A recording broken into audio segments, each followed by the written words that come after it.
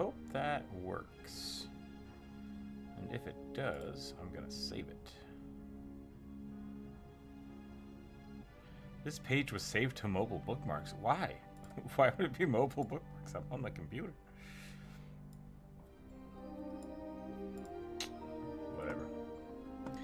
Whatever, yo. Unknown Eldritch, hello, welcome in.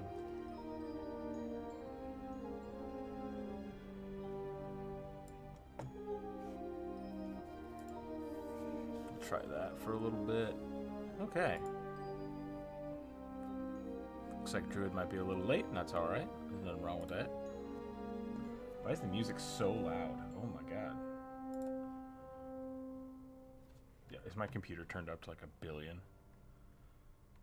That was weird. Alright. We got it figured out. Welcome in, everybody. Green Liquid, hello. Did I do something? No? Douglas, welcome in.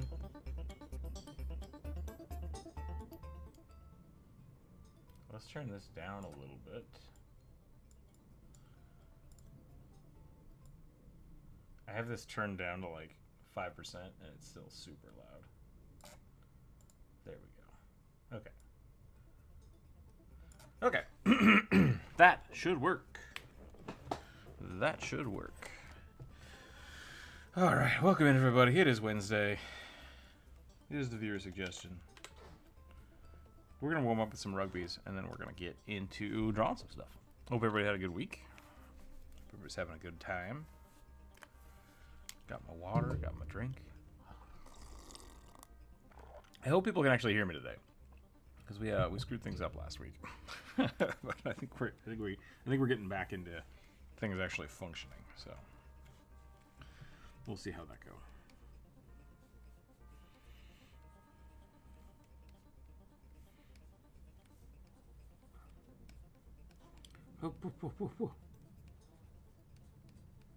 Hello?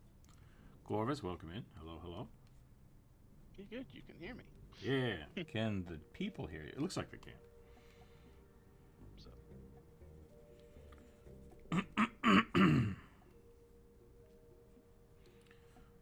See if we can get a rugby going. How are you doing, Corvus? I'm alright. I've been taking in all the new stuff that came out last night for Out of the Wild. Did you get a PDF of that, or? No, it's on the Demon Plane stuff. Oh, nice. Okay. So it updated like at midnight, but I got to it this morning. I still haven't gotten the core monster manual. I keep forgetting to order it, and I just don't. Oh well. Just play the uwu. Touche. I forgot that existed. I'm gonna move that though. I'm gonna put the sound alerts down here at the bottom.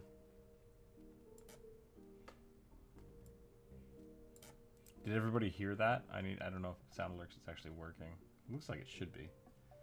Skip cat, this is not appropriate. No. Nope. You got your treats today. You can't have my chair. You're done.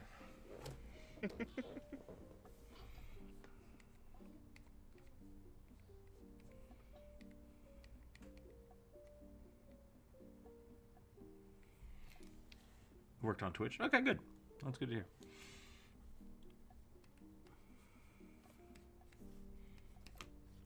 Skip cat. We're gonna play this game today if you want. Just gonna keep picking you up and putting you back down in your bed. Ow! How dare you? I don't know what it is. I mean, like, I know he wants attention, but I think he just wants more treats because we haven't been. A year ago, more than a year ago now, the doctors were like, yeah, he's got like 2 months to live. It's like, that sucks. And so we've just been giving him as many treats as he wants. And then we took him back to the doctor, and they were like, well, we're not sure how he's still alive, but his kidneys are failing now because he's been eating too many treats. So it's like, cool.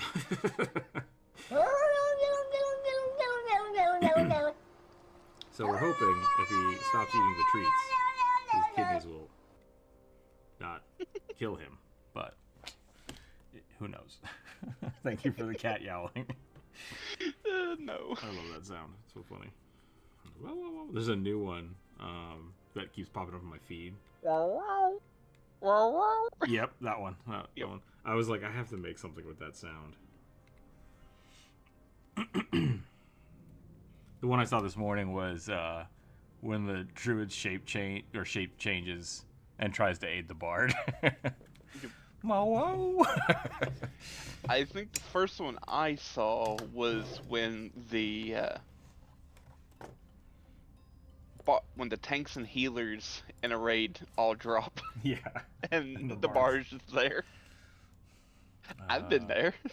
Sound. What is Twitch? This is my soundboard? I can't remember what it's called. Hold on. Soundboard? Yeah, I might be able to update it because we haven't been on Twitch in so long. I know it wasn't working a few days ago. Oh, really? Okay. Yeah, it just like it wasn't showing up. I might have had it turned off because I forgot about it. So I turned on a bunch of stuff today. I think that's in my extensions. That sounds right. My extensions. Sound alerts, yeah. Configure. Let's see if we can find some new cat stuff. What's some good sounds people want? At least give him pets if he can't keep the chair. Oh yeah, I mean, he gets pets. Oh man. Twitch, why you do this to me? You haven't been here in a while. We don't think you're really who you are. Thanks. How's everybody's week going? Everybody's just having a good time.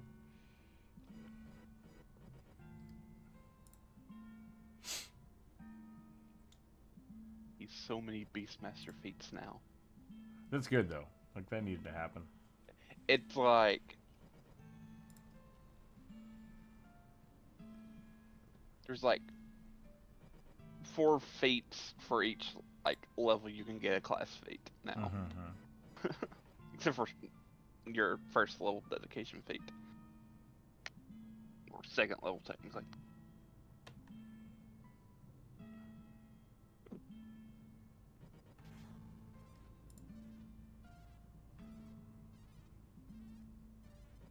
I don't know if that actually worked.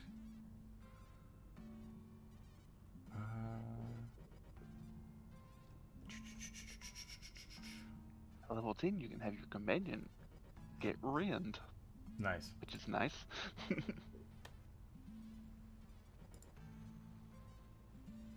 Pedro is like the only thing on this top.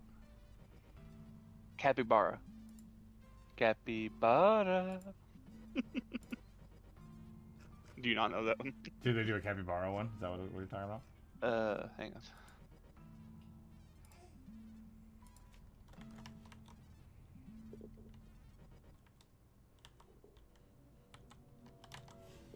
I don't know how to spell capybara.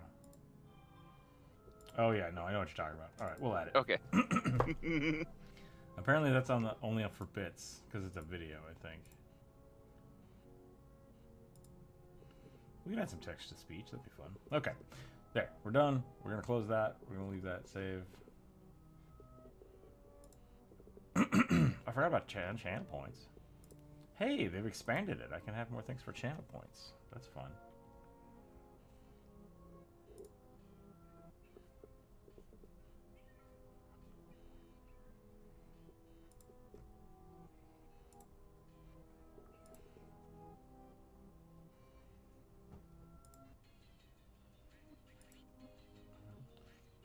No, nope, I refuse. Okay.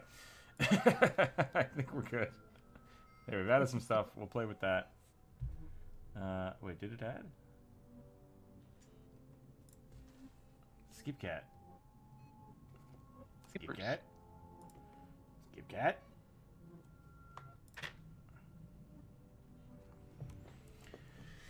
Hello. Hello, my giant cat. You're so pudgy. But you're not. He's actually losing weight, which is a bummer, but he also needed to, so it's also good. It's weird. Looks chill at the start of the stream. How's everyone feeling today? Doing pretty good. Had a cousin pass away over the weekend, so I've been frantically trying to find a way. Okay. I can afford to travel to Texas. Gotcha. That is a bummer. I am sorry to hear that. Yeah.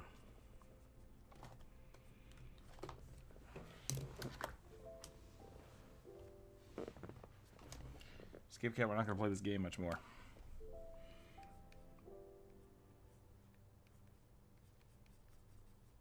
Yeah, I don't know. I don't know how to... I don't have any advice for that. I would normally just say drive, because that'll take forever. But,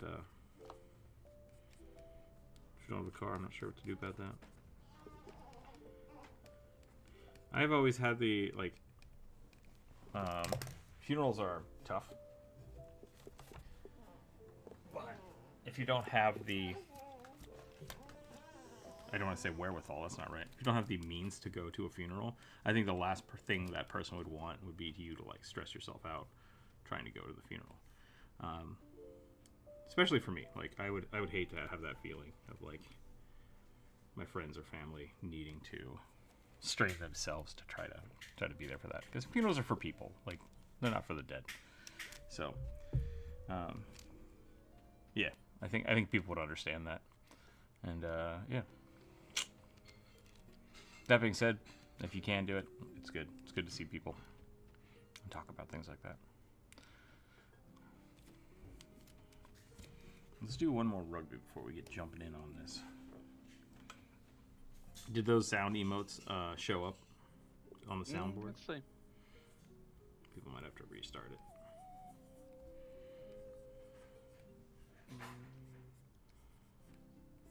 I see meow reverb, text to speech. Okay, the text to speech is good. And capybara. I don't know how long that will stay on there. Yep.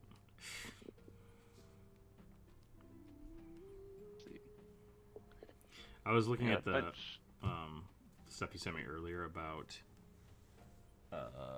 the awakened creatures, and I really liked the concept that like the process of awakening a creatures can sometimes like taint them with magic. So that, like, you could have a bear with bright red fur, or like an owl with tattoos and stuff, glowing feathers. I like that idea that awakened creatures do look weird. They can look weird. Yep. They look obviously like supernatural. Touched by magic, yeah. Yeah. Supernatural. I love the little picture of the sea turtle that they have. Oh, I didn't see the sea when you turtle. when you open the page, it's at the very top. There's a sea turtle with like ice magic going on. Okay. I don't know how I glossed over that.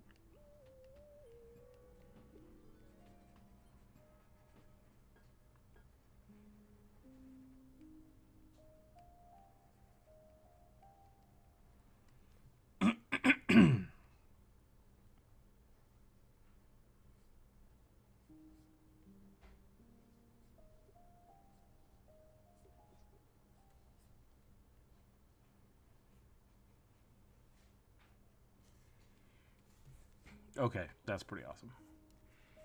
I have awoken. I'm woke as fuck. That's got to be a joke that everybody has used for awakened creatures. I guess I've never heard it. Maybe I should make a video how to be woke in Pathfinder. Oh my just God. playing Pathfinder alone. Yeah. Yes. I'm sure that would piss off some people. Oh, In both directions. How to play a woke animal. Mm-hmm. Yep. How to play a woke rhino. Yes. Please do it. Please do it. Oh, that's a deep cut. Over terrible. That's a deep cut joke. That's great. Oh, weird. They don't have any defeats yet. That is strange. That is very strange. I guess where they're probably still updating the stuff on the page, so it might be a couple days before all the. Could be. So, because I know they didn't add, like they have the feats for the new Bard Muse, but like it's when you go to the Bard page, it's not on there yet. That is not what I picked. I picked a cat, and it added some weird porn thing. Hold on, let me get rid of this. How do I get rid of this? Hello, Druid. Hi. That was a weird thing to come in on. I thought I added the cat, right? Mm-hmm. And I'm like, yeah, cat. And I clicked on it, and then it added a soundbite of, it costs 1,000 channel points for someone to say something very inappropriate. So I'm just going to remove that. Oh, jeez. I want the cat, please. One of them, quote unquote, Japanese cats. Yeah, the woo woo. Okay, 1,000 channel points to go. I go meow. There we go. Let's try that.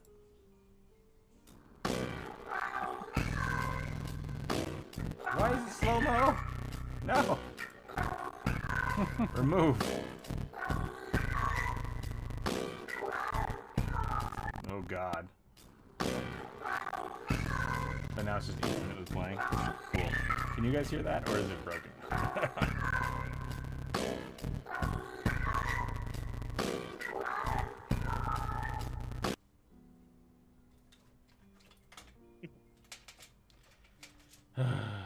Everything is broken. How are you doing, Druid? I'm doing pretty good. Sorry I'm a little late.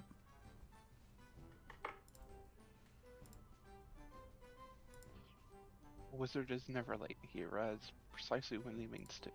I'm not a druid, though. Or, I'm not a wizard, I'm a druid. Which means I have no sense of time. But I freak the fuck out and stress about it anyway.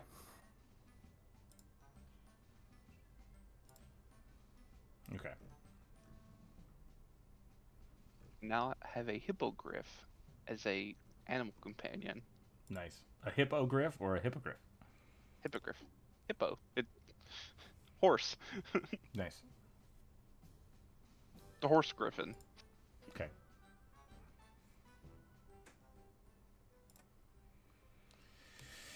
Okie dokie. Or also a hippopotamus as a animal companion. Which is funny. No, I was If wrong. by funny It's you mean hippocampus. terrifying. I was wrong. I misread hippocampus for hippopotamus. Yeah, I was gonna say like hippocampus is different. Yep. I can hear the static reverb. Okay, that's weird. You're in Seattle. That should be the name of the awoken beast. I don't get that joke. Please explain. Looks like a chill start to the stream. Yeah. Oh, sorry, Druid. I took all your space. That was fine. I was just gonna draw this Mothman directly behind this rugby. Give him a reason to make that face. It's a good face. Clawed hand on shoulder.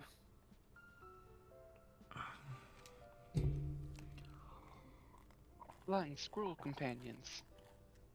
It's really funny, Atomic, when people will be like, "Oh, you live in Seattle, so X like make a Mariner joke or something." It's like I don't know what you mean. I don't get that at all. I'm so bad about that stuff. I know very little about Seattle for living here. Okie dokie. Let's get started. I think we're good. I think we're good to go.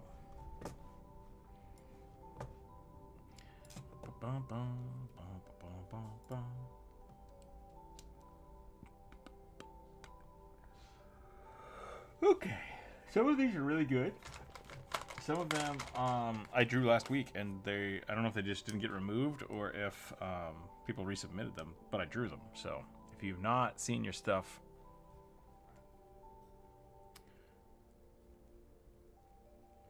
the Seahawks' old running back is nicknamed Beast Mode. Ah, okay. See, I didn't get that, so I kind of assumed it was a sports joke. But if you haven't, sorry. So if you haven't seen your stuff drawn, remember to check the Discord because we might have drawn it. So yeah, check that out. Oh, I saw that thing pop up. Oh, I'm not live right now. That's why. There we go. Okay, here we go. Is it a 6 or a 9? A 9. A paladin trying to eat ice cream through his visor.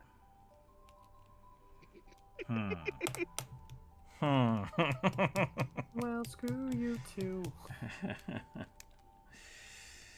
That doesn't directly follow the rules, but since it is the first one of the day, I will allow it for not mediating the comments better. Let's do it. Let's draw. I don't know if I want to draw. I'm just gonna draw an ice cream paladin. How's that? Oh man, that means I have to draw a visor too. Ooh, this one got me good.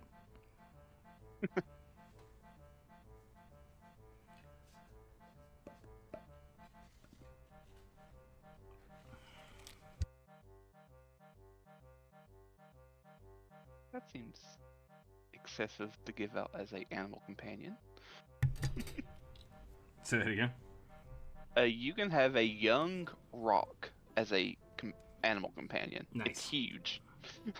Wait, even the young ones are huge? Yes.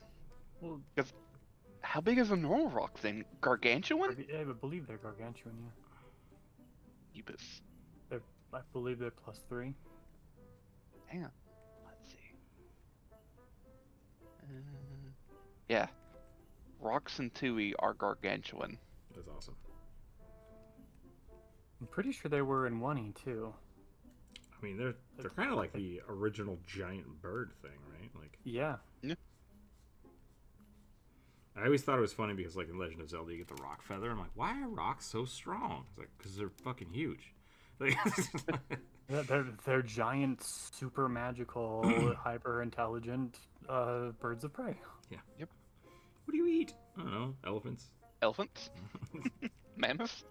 Whatever I fucking Yeah, want. exactly. Yeah, in first edition they were also gargantuan. I think it's 5e made them a little bit smaller. Yeah, I don't know if 5e has many gargantuan things. Like, even the Kraken, I don't know No. how big the Kraken was. But 5e really they really coded minimized the effects that size had on the system. Rocks are Mm. in Okay. 5e are also gargantuan. Oh, are they? Okay. Yep. I thought that they were huge. This is for the Wendy's RPG, right? That could actually be pretty funny. I mean, I definitely know the giant eagles are huge. Are they huge or just Huge. large? Yeah, I thought they were large. I thought the giant eagles and giant owls were large. I could be wrong. Yeah, Corvus, you should. Jeez. Excuse me, I don't shapeshift into eagles. They're large. Okay. Nor are you a permanent DM. Still, get your shit together. I'm learning new shit, okay? Deal with it. Yeah, you are. To be fair, at this point, like, to give you all the credit you deserve, I think you know more about second edition Pathfinder, at least in terms of the Character bestiary, creation, yeah. than I do. Corvus has a. It's not having a life. Hey, knowing Pathfinder stuff is a life. Just gotta utilize You- it properly. Yeah, yeah. The thing that I hate about that is like you've just implied that engaging in a thing that you clearly enjoy is a waste of your time. No, it's just Really shouldn't more or be. less me admitting that I have way too much free time on hand, and thus I devote to hobbies. I was thinking about that the other day. It's like, are librarians, like if you spend all of your time, I guess maybe it's not even librarians. How do I say this? If you devote your life to something that you love and do it as a job, like, do you have a job? We used, 'Cause when I was in school, teachers used to call those careers. okay. When you find a job that you really love, that's when your job turns into a career. Yeah. I think I was being spoon-fed bullshit, Yeah, but a little bit. What was it? I've heard the other day somebody like, oh, I think it was in one of the Let's Plays that I watched. Somebody somebody pulled the "if you love what you do, you'll never work a day in your life" quotation, and somebody else was like, "Bullshit," and like went off on a tirade about how if you love what you do, somebody is going to find a way to exploit you, and you will work harder than you would under any other circumstance, and destroy your own sanity pursuing the thing that you love. And I was like, "Oh damn!" There was an old TikTok came for me hard. that was kind of in the same vein. It was like, if you love what you do, then you can stop. You can stop working 40 hours a week, and you can start working 80 hours a week for making less money doing the thing that you love. And it's like, yeah. So like, I think the big thing about that is, I remember what I was talking about now. I was talking to one of my friends, and they were talking about wanting to retire and like not being able to retire for like another 20 years. And I'm like, I don't know if I can retire. Like, I think retirement for me would just be like not doing anything, because everything I do is kind of just like everything is content at this point, and like I like making stuff and selling things and things like that. So it's like, this is my job is just doing what I do normally. Yeah. So I can't tell if MatPat is the first person to successfully retire from the internet, or if oh, you mean because they didn't come back? Give him a year, he'll come back. Yeah, that's exactly what I was gonna say. Is maybe I just haven't waited long enough. Because as much as he's retired, I've seen him on a ton of like shows and talk shows and people interviewing him and stuff. So so he's very clearly still doing stuff and still making money. Yeah, I think the real big chunk of that comes from like working in the restaurants and stuff. Made me just hate it, right? Like, people have that hatred of where they feel like they're stuck, and so when you talk about retirement, it's sort of like doing what you want to do and being able to like do that. So I guess I'm technically retired, but I still without got, any I still of got the to make benefits. money. Yeah, exactly.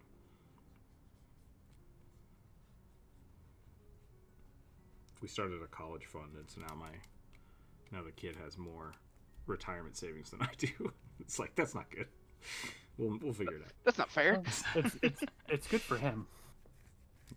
Retiring is more like going part-time with vacations. Yeah. Giant Eagles have a lot of brotherly love. They need it because they merged New York and Philadelphia. What? Is that another sports joke? Because I just it's not just Seattle that I don't know the sports metaphors. We don't do sports. I think the Eagles is that a Philadelphia team? I don't know. I don't do sports. I'm gay and a nerd. Sports are farthest from my mind.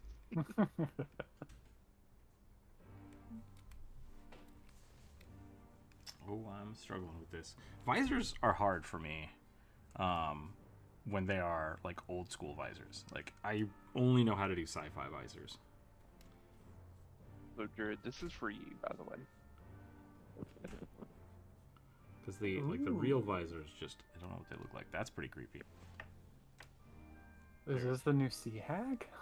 No, this is a heritage for merfolk. Abyssal merfolk. Nice. Awesome. Like Abyssal Sea. Yeah.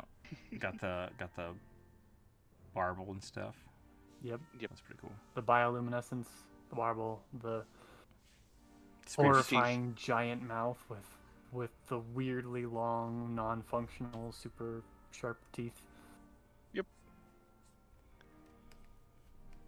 I think out of the different ancestries that they've published in this new book, I think the Aphamaru are probably my favorite. Are you the one that suggested an Athamari Knight? No. That means other people are suggesting Pathfinder classes, and I like that. So Aphamarus are 2E's like rebranding of the Lakatha. Yeah. And they kind of have some like lionfish, but also kind of like eel qualities to them, depending on their different heritages. You can also like, they also have pretty like 3 feet trees that you can go down, pretty like long feet trees. Nice. So there's like a coral-based feat tree where you have a coral symbiote growing on you. Oh, okay. That took me a second. I'm like, what the hell? But no, I get that. That makes total sense. I forget that coral are people. And so, like, you eventually, I think at 17th level, you have, like, coral has, like, suffused your body so much, like, when you die, it brings you back to life with, like, I think you roll, like, 48 healing. That's kind of cool. And just come back up. I need to talk about that with my merfolk thing. There's also a heritage for an Anathemaru to be large. Big old fish. Can you be like a whale? No, so they're referred to as the hopeful Ephemeru, is where you're kind of preparing yourself to become a matriarch, which is not gender related, but just kind of a title. And so all Ephemeru matriarchs are large. And so just get big real fish. Yep. Well, yep, you kind of undergo metamorphosis and get big. And they have a 10-foot aura that grants allies a circumstance bonus on saving throws against fear. Nice. So I love me some auras. Yep. Those can make a pretty interesting champion. Yeah. I just discovered that gorillas do that too, apparently. What? Like if you become the main gorilla in a gorilla pack, you actually get bigger and like your hormones change. It's really weird. So there are a handful of gorillas that will never basically never hit that type of puberty, and they'll just hang out and live with the pack. But they never get like the silverback or like the just like giant muscle mass. It's weird. There's like a change in the I don't want to say genetics, but the hormones get released or something like that, and causes a change. Mm-hmm. A secondary puberty, if you will. Sexual dimorphism.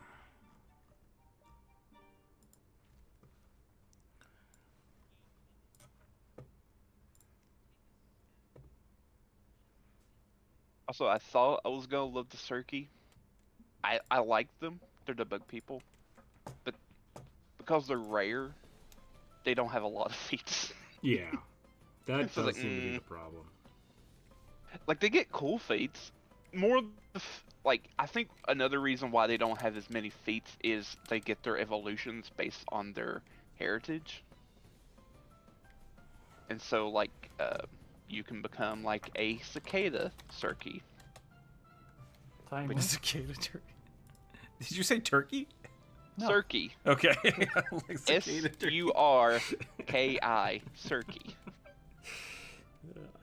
I thought you said turkey the first time too, and I was like, oh no, okay, I got what you're saying. Yep. So Rook, you can't make mistakes like that on stream. Somebody's gonna make you draw that now. Yep. I've drawn turkeys before. It's fine. But a cicada turkey, you now are gonna have or maybe I won't do that. Maybe That's not my job. It's not my job to mash things like that. I don't do mash 'em ups. That's other people on TikTok and YouTube and Instagram. I don't know where the boy went. He got mad because I wouldn't let him walk on my keyboard. Yeah, so I think Jump Rope took it. the cicada one of your evolution options, because you get 2 for each heritage. You can get both if you take the other evolution feat later on. They let out a sonic attack that can sicken people. Oh. sounds. As the vibrations disrupt their equilibrium. Did you guys hear that? The Yeah. goat? Yeah. Or was that your baby? That was the baby. I was gonna say he's asleep and he just woke up. That's what he sounds like when he wakes up.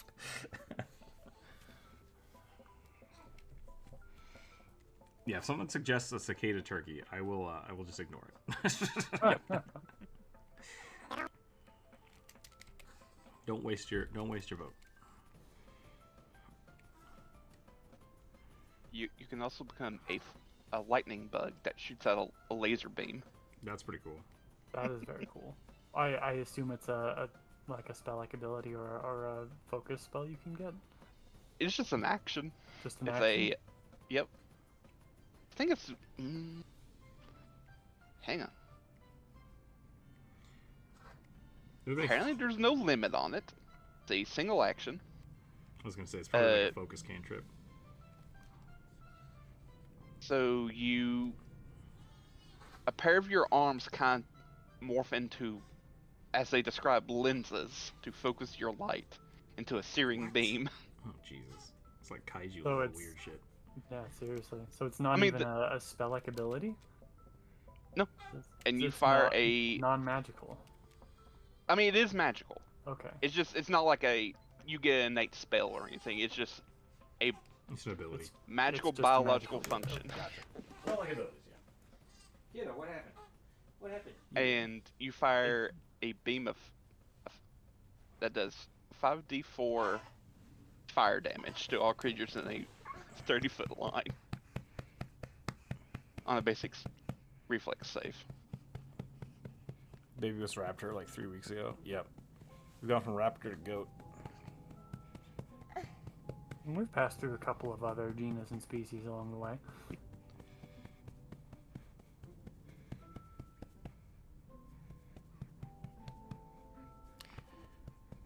I don't know what I'm doing with this picture. It's just a kobold wearing a helmet eating ice cream. I mean, I guess that's what it was asked for, right? I think so. Was there I mean, it was just a paladin eating ice cream. Yeah. I think they wanted it through the visor, but I'm pretty sure that's some like weird smush fetish, so I'm just not gonna do that. Kid, what are you doing? Trying to poop?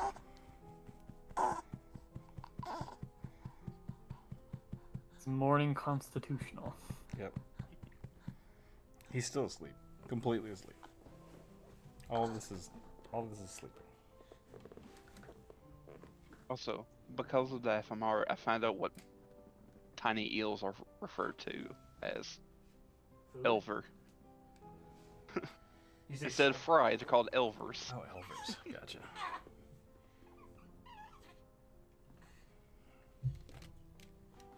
Because the FMR can get a little eel pet Nice. I'm gonna that have can to- eventually turn into a full-on eel mount if you're That's in water. cool. Like it gets bigger and bigger. Yep.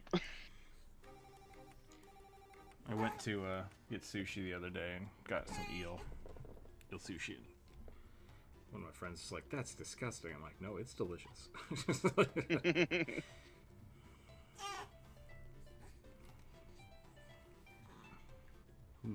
There we go.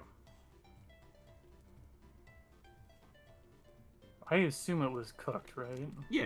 No, you can't eat raw eel. Yeah, that's what I thought, but you said sushi, and I'm like, You can have cooked sushi. I never have, but I've never been adventurous. It's when it comes to seafood, so I mean, it's the same thing with like shrimp. I don't think you can have raw shrimp. So all the shrimp sushis are somewhat cooked. You don't actually like cook the whole sushi, but right. I was gonna say like deep fried too. Deep fried sushi. ceviche, but like it's not cooked, but it's pseudo cooked. Yeah. It's chemically cooked. It's Yep. cured in it's Like cured acid. in acid. Child, what is it? Damn, I got this forearm correct or really good, I think, but I don't care for the hand. Why do I draw characters with forearms? I don't know. I Maybe you're a always glutton do for it, and I punishment. always regret it. I mean, yeah, I am a glutton for punishment, Corvus. You're right. Respectfully. You're right. Um, I need something to complain about, otherwise I'm not happy. It's like it's every God-given soldier's right to complain. Huh. I love Jim Butcher. He's great. I feel a little heavy-handed sometimes. Yeah. I just can't get over that thing that y'all talked about a couple weeks back more than a month ago or so. She walked in tits first. I was just like, that's definitely a way of describing someone walking in. I mean, that's a classic like detective novel trope. Is the Yeah. like that's how you start a bad detective novel is. Yeah, the dame that's too hot for her own good coming into the detective's office. I need your help. All tragic. Yep. Using her seductive wiles to get the detective who doesn't want to do his job to actually do his fucking job. I'd better do this thing because she's so damn hot. And a widow and rich. And then going back to me later on. Yeah. Most of the time, that is the case. So, in this new book, How the Wild, it's almost primarily a bestiary in and on itself. There's a bunch of crazy, wacky creatures in it. Because like That doesn't surprise me. The Core 2 Monster Manual just came out, so it's like it's weird that they would release 2 of those. Yeah, I mean, this like the Monster Core is just a plain bestiary, while this one has like player options. So I guess it's but there's a lot of creatures in it, and I think the ones I really like, they added these like high level like semi-divine like animal god things called wardens. So you have like wardens of peaks and skies, which is like a giant storm bird with 4 wings, and they're just like really cool because they're kind of like actually you could fight them if you really wanted to, but like you there's a spell that primal casters can get where they can like temporarily summon one, and they do like an effect then leave, and when they leave they do another effect because they're just so they're kind of treated like the kaiju spells.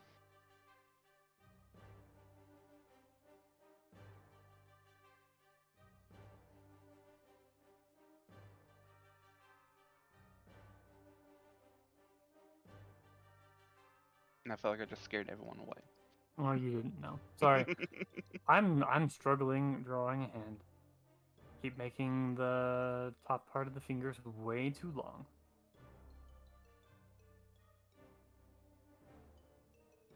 I also keep making a hand gesture that kind of suggests that he's directing the audience to blow him. Yeah, don't do that. Yeah. Don't worry, I erase it every time it happens. What are you doing? Trying to give the Mothman a giant No. giant wongus? Hand gestures are being suggestive. Oh. By accident. By accident, by total accident. I'm just trying to get a realistic hand in, and it turns out real fucking weird. Every damn time. Because I have not done my hand studies like I should. 7 in a row, 5 ads. Yeah, sorry, sorry. Oh, we chicken. I don't know what to tell you. I don't know what to tell you. Twitch is evil. Yeah.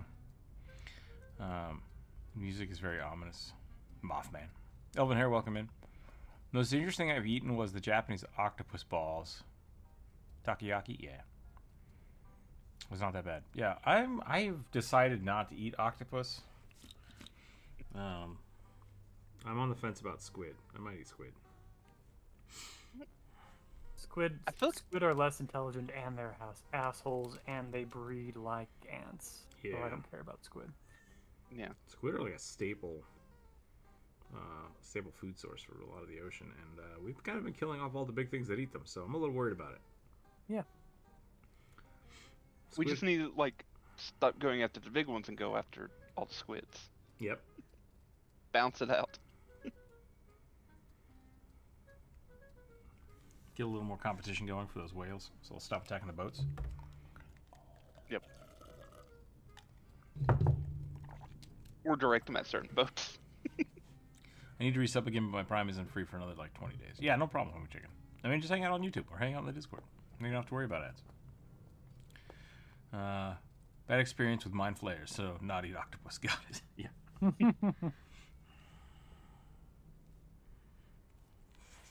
Okay, I think I'm done with this guy. I don't know what else to do with him. They did one visor, so I'll put the visor on just like this. That's not I really also visor. don't. Yeah, I also don't want to eat octopus, but it's like now it's because of the thing that you're talking about with them being too emotionally intelligent.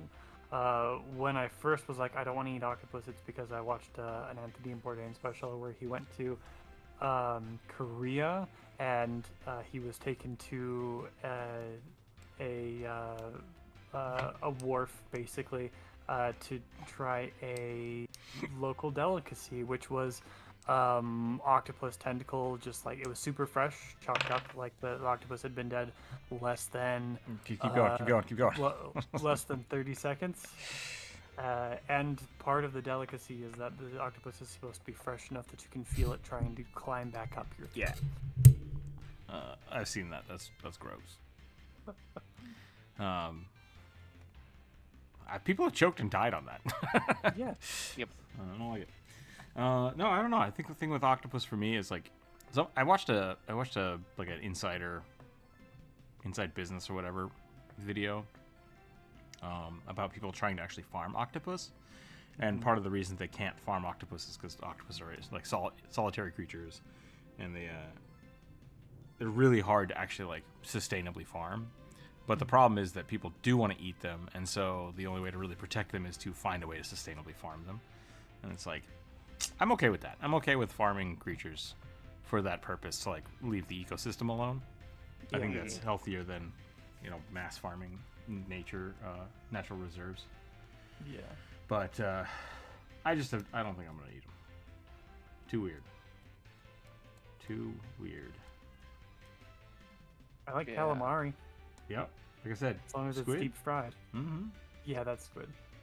Squid, I'll eat squid. Wouldn't mind octopus if they weren't so easily to overcook.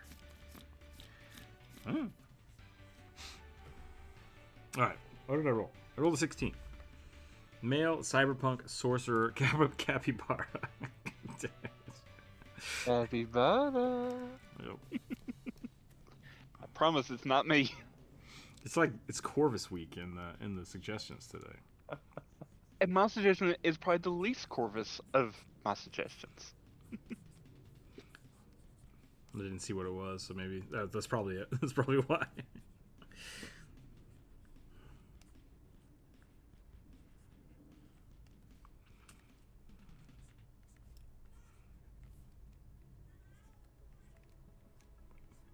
Oh, by the way, Skip Cat got his pets and he got some treats, so I had to go find him. Is that the cat or the kid?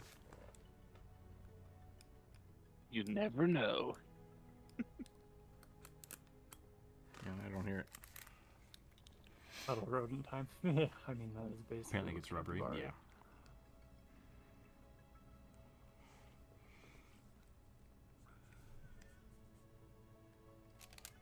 I think octopus and squid both have that problem, at least if the Yeah. cooking shows I used to watch can be believed. Something to do with the muscle tissue. Yeah. It doesn't just like fish will get rubbery a little bit, but usually it'll fall apart before it gets rubbery. Yeah. Whereas the octopus stuff, flaky. like, kind of gets very hard. Like you can't chew it rubbery. Yeah. So I think it has to do with the lack of fat and the fact that it's there's so much connective tissue within the muscle because they don't have a skeleton to pull against. yep. I guess the option is either cook it really quickly or cook it really long. Correct. Cat, kid, fuzzy thing that demands food and cuddle, same difference. Yeah, kind of. Yeah. The kid is not quite up to cat level yet. Now he's got to learn to walk before that happens. Like he's not even to knows his own name yet. So we're working on that one.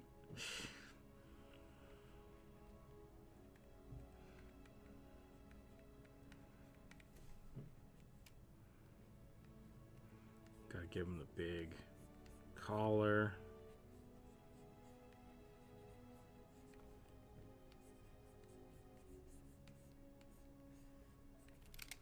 I was looking for a new coat last winter because my coat is kind of falling apart.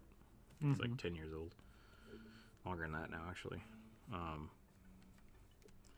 And I was like, I like buying surplus stuff. So I was looking for like a, what's it called? Like an EMT coat. Something big with like lots of pockets and kind of oversized so you can wear coats and stuff underneath it. And then I watched the Edge Runner cartoon, and that's what the main character wears, and I was like, damn it. I can't get that now. Sure you can. I'm sure anyone I buy won't have highly reflective lights in the collar, but Or bright yellow. yeah. Knowing your personality, I don't see you wearing a big old bright yellow jacket. No. I don't need the reflectors on it.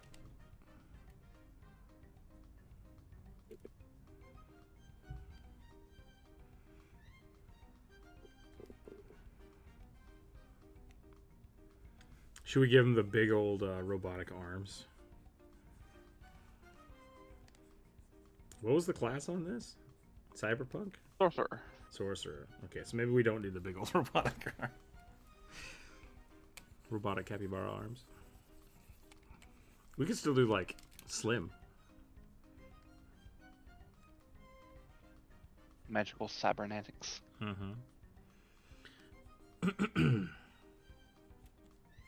People have been nonstop. Sorry, losing my voice. Corvus included. Sending me the what's it, guys? Doodly doodles. Poodly doodles. I checked. I saw one of their videos like a month ago, and they had like 2,000 subscribers, and I'm like, that's a really funny video. Their channel's too small, and now they have like 250,000 subscribers, and I was like, yep. Well, the only reason I sent those was because I was looking for the Gandalf versus Saruman Yo Mama jokes. Yep. They've been producing a lot of content, just like grabbing the biggest memes, sound bites, and quickly animating them. They're doing a good job. But yeah, like not even the same video. You and like 3 or 4 other people have sent me those in the last week. I was like, yeah, they're good. Sauron the Stinky. No.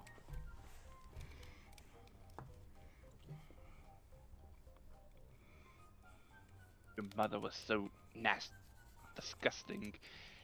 When she got out of the bathtub, there was a dark ring around it that, in the darkness, binds them. Oh God, they were pretty great. It's funny because like I think it's a good. They're basically just re-uploading other people's content, right? Like that's the base, is like find the most viral things and use the sound from it. That's TikTok in a nutshell. But then they're adding new art to it and making it funny because they have continuous characters doing all of them. And I think that was really smart. That was a really, really smart way to do it. And I think it actually brings something to the content again, which is awesome. Yeah. I think some of, at least with the Gandalf stuff, I think they were originally like Vines. Yeah. Because I couldn't find them on TikTok. And it's like, were these Vines that just kind of reemerged because of TikTok and Instagram Reels? And the answer is probably yes. These specific ones? Yeah, so like the mama joke that I sent you. Yeah. I think they were old Vines. That one was, people have like the Sauron jokes and like, but they absolutely were. I think so. Yeah. But they weren't the same animation. That's what I was getting at. Yeah. It's just the sound. Because it was just like some dude doing them by himself. Yep. Yeah. I have a few hacks for teething from watching my younger siblings. If you end up with trouble there, I will not watch infants younger than teeth, though. Okay, gotcha.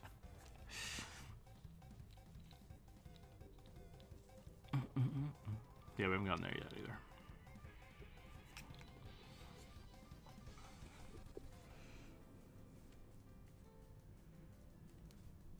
What was the thing the doctor told me? Now that you have a kid,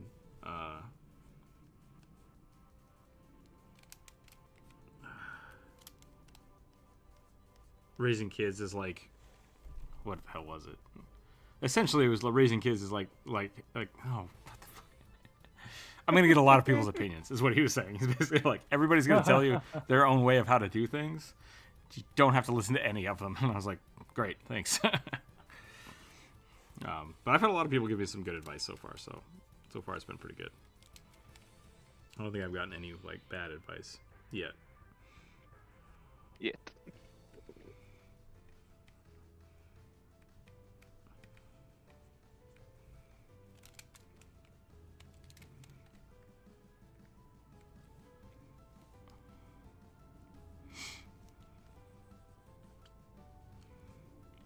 So I was Lars. Wow, I just did 3 sentences all at once. Last night, I was talking to Lars because we're about to end one of our campaigns. Like, we're almost done with it, and so Kevin the Necromancer is giving us like a little treasure room of like, okay, everybody upgrade your shit. It's like great, and we were looking at Lars's character who's playing a witch in 2nd edition, and it's like we didn't know what to buy for the character. I'm like, staff, we need a staff, maybe a few little items here and there, update some of your armor, get you some like adventuring clothes with runes on them or something. But then I was looking at it like, witches don't have a unique type of spell casting. Nope. It seems very generic to me compared to like the bard and the alchemist and yeah, because like the witch originally, like as it was pitched for 2e, was supposed to be the preparation version of the occult caster. So it's just an occult wizard, like just straight up. Okay, that's what it feels like. But that different patrons give them different spell lists. Yeah.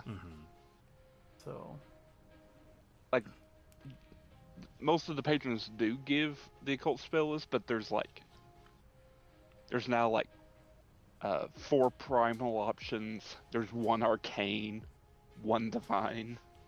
Yeah, Lars took the divine one. But is he locked into only divine spells at that point, or can he still take from the occult? Yes. Interesting. That it determines your spell list. That is super weird to me. it makes sense to me that you would get the spell list your patron would be associated with. Yeah. So I don't mind it, but yeah, which is kind of weird. Well, I cheated a little bit, but I'm not gonna say anything. I'll let Lars have fun with it. Well, witches now do get. There's also quite a few crafting feats with witches now. I saw that they had like witch specific cauldrons and stuff. Yeah, so that's kind of cool. First level you can get cauldron, which allows you to craft potions and oils. But also later on you can craft a specific take a dagger and turn it into a magic wand for your spells. That's pretty cool. And at 12th level, they can craft a flying broom or some other flying pole thing. Nice. So, I really do like the staff and wand components of Pathfinder that I just haven't really had to fiddle with it much. Because as far as I can tell, the real downside to a lot of the spell casting is just the spell slot limitations. It feels a little restrictive. Yeah. But there's just so much more once you start looking at they're not supposed to have gear. They're supposed to have wands and staves and scrolls. And it's that makes total sense. You're supposed to augment your kit. And so once you get in that mindset, it's actually I really like it. Yeah, because you're as a caster, you're very much meant to be supplementing your stuff with things like different accessories that bump your spell stuff. Yeah. Or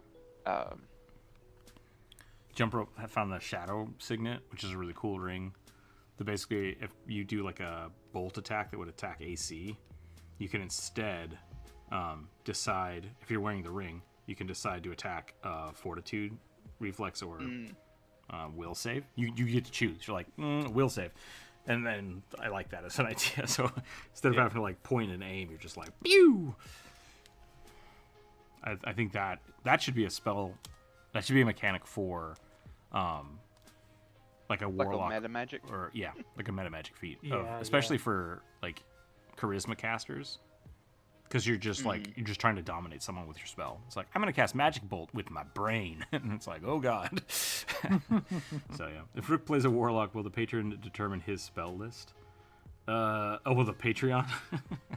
We've talked about that. I don't know if you were here when we played. We tried to play some Pathfinder with the Discord, with Twitch, and we ended up with Finbar, the Otter Barbarian, or was Finbar the Warlock? I think Finbar was a Warlock. And Finbar was a warlock. Pig Nosuke was the barbarian. I Pig think. Nosuke was the Barbarian, yeah. And then were those the only two? And then we had a Merfolk. We had one random Merfolk. There was a random mermaid. It was not fun. It was not fun to run. It was not fun to play. It was funny to watch, but it was a shit show to say the least. Like it really fucked with the stream.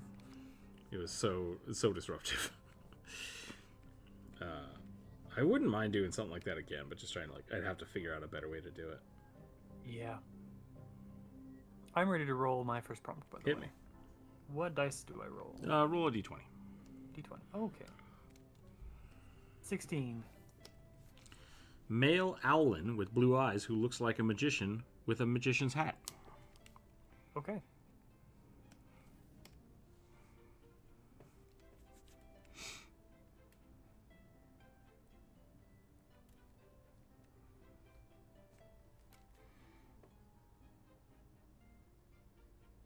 I really only became involved in the community around the end of September last year, so about 9 months, but I've watched your stuff for about 4 years now. Oh, nice, okay. So you might know everything about Pig Nosuke already. I mean, there wasn't really that much to him. I remember he had, he was a, sword pact warlock, right? And he had a long mace that had a sea urchin on the end of it. And but I think that's basically all that we ever had for him. Yeah. We did not get very far. I think they got to level 3.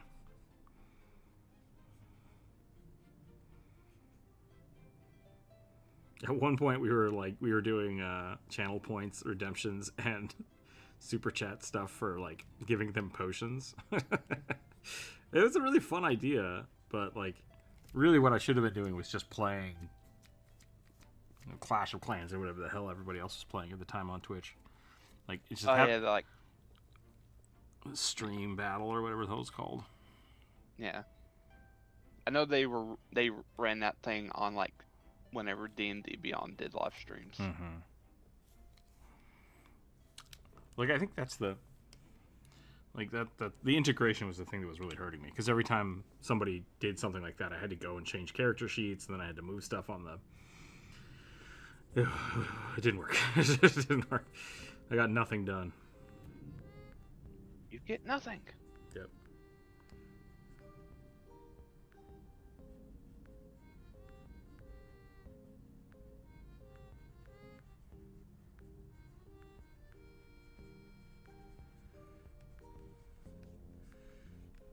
I am starting to get everything set up for my next campaign, which may or may not. What I did last time when I did the Ashfont campaign is I would essentially write something, make Lars and Kevin and Jump Rope play it, and then I'd make the Patreons play it. I would run it twice. I'd run it twice and see how it goes. Sometimes the Patreons would outpace them just based on what was happening, but for the most part that worked really well, because then I could always have a second chance to try something, which was really cool. Basically got to beta test something and then try it again. And it was always interesting to see, like, if I had a puzzle or a challenging thing happen, 2 different parties come at it from 2 different directions, which is really cool. And if you really want to get good at DMing, I think that's the best way to do it. Like, run the same thing a couple times, because then you don't get different tables, because then you don't get stuck in like the rhythm of your party just doing one thing. So, but I want to do that again. So it might be something to where if I do set this up, I'll play twice a week or something, or might see if I can get. Lars wants to run a campaign, so I think it would be bad for me to just be like, "Oh, you guys play mine." So it might not be them playing.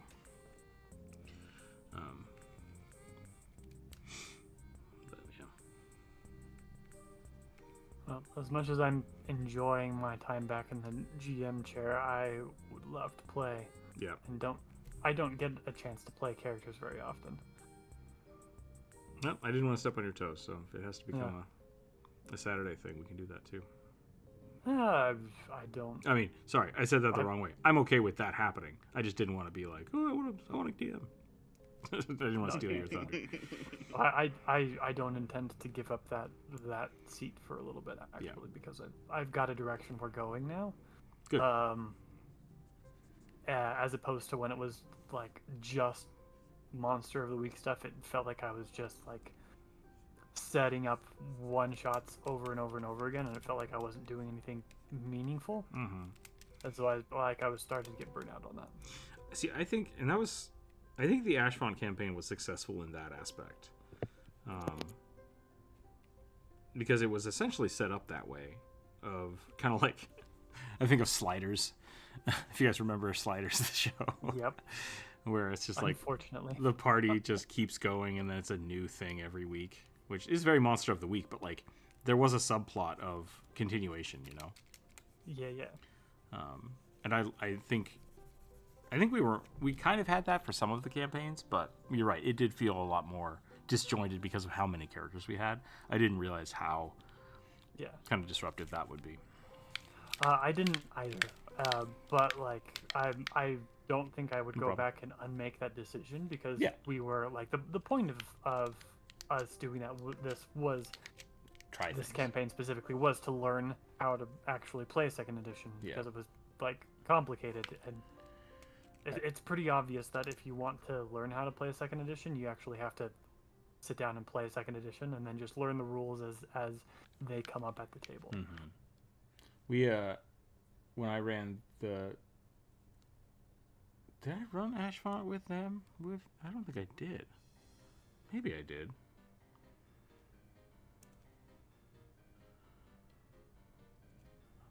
Oh no, I'm gonna have to think about that. I don't think I did.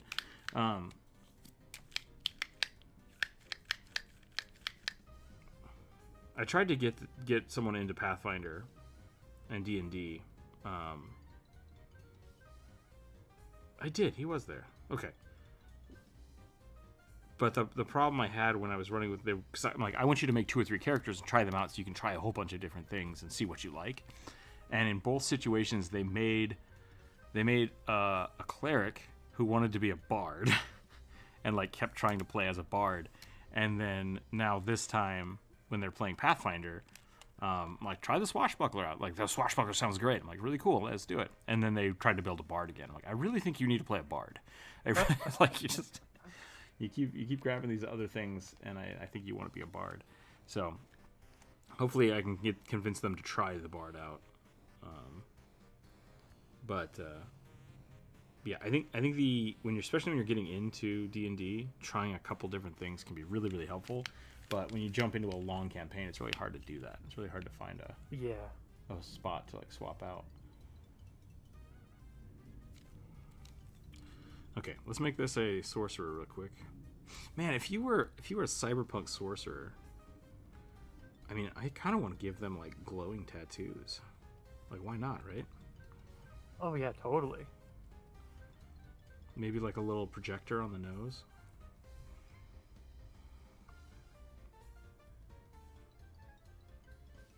Give them some Google glasses. Oh yeah, that's a good idea. What if they're just like astral projected glasses? Yeah.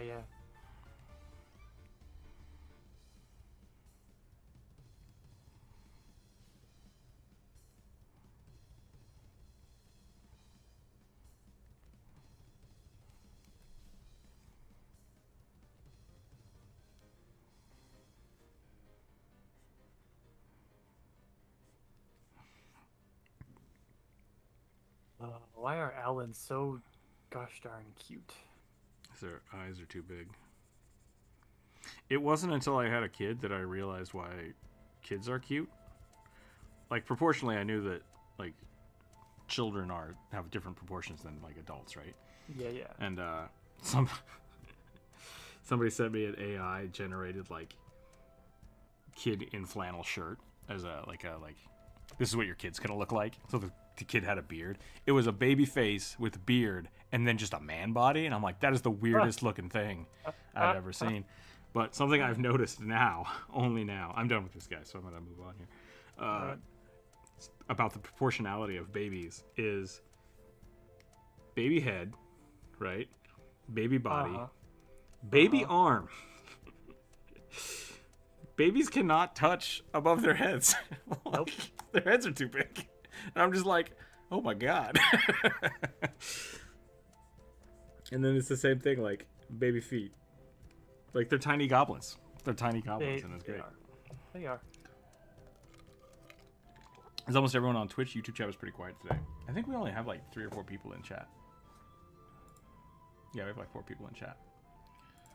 That's Is fine. the YouTube stream, like, it says the stream is good. Is it doing all right with the restream? It looks fine to me. I've got it up in another window. As for Twitch,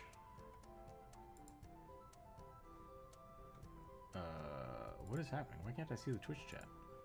Oh, what?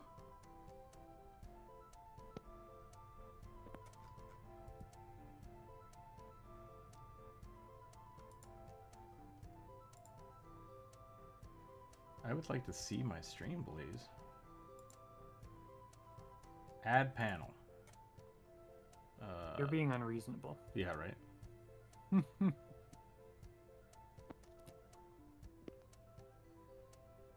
My chat. Oh, Homing Chicken, hello. I don't know. Have I not been seeing Homing Chicken stuff? Oh, what?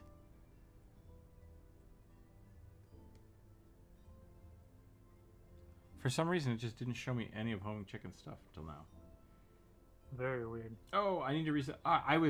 For some reason, I totally read Homing Chicken and Atomic as the exact same thing. I'm sorry about that, Homing Chicken. Just mostly me and Homing Chicken. Okay, yeah. I need to change the font on the restream chat because I cannot read it. Cannot read it at all. It's like italicized Comic Sans. Yep. Which I think I can do that. I can change it. So I just have to remember how.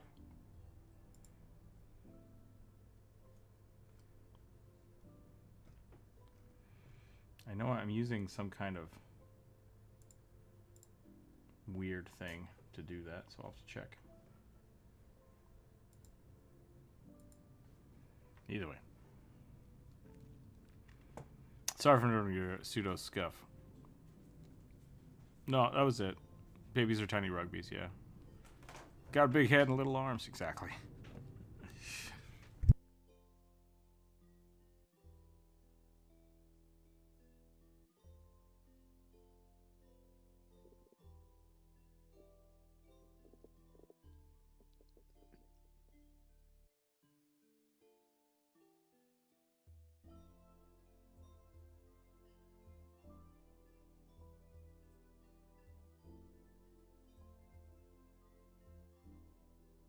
Raft Builder.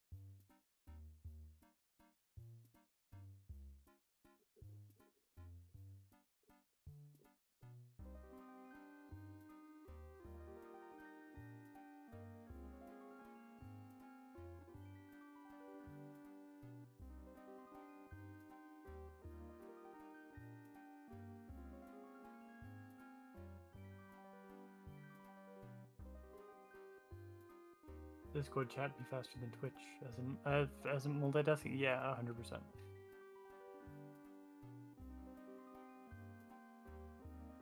Also, I'm glad you like the little owlin. Oh god.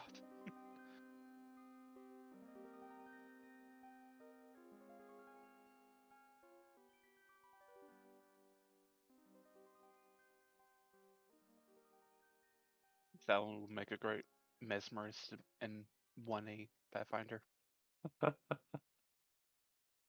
Look into my eye. Oh my god, I've been muted this whole time. Great. I like Rook's been really quiet. Yeah, I don't know what the last thing you guys heard was, but I'm rolling again. I don't know how to make people roll. If you guys have ideas for how to integrate rolling into the chat that wouldn't just be chaos of everybody rolling dice, let me know. I'm drawing a Duergar with screws in his hands. And I said the Duergar are creepy, but I like them. Like The drow version of dwarfs. dwarves. Yeah. Duergar dwarves. So explains why I got so quiet. Yeah, Atomic. I used to have the. Sorry, I guess I need to say this again. It used to have the. Is somewhere a bot that I need to turn back on so that people can roll dice in Twitch. But the problem is then everybody rolls the dice,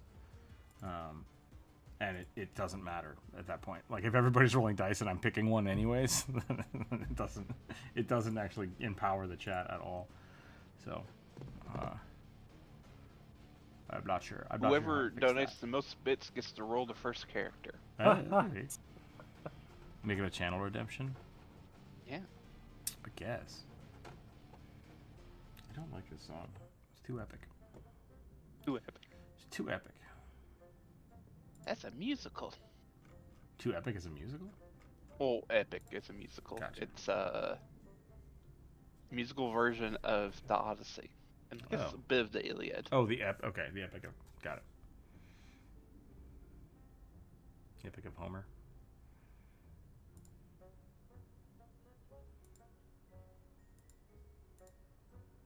I don't remember how to turn the chat bots back on.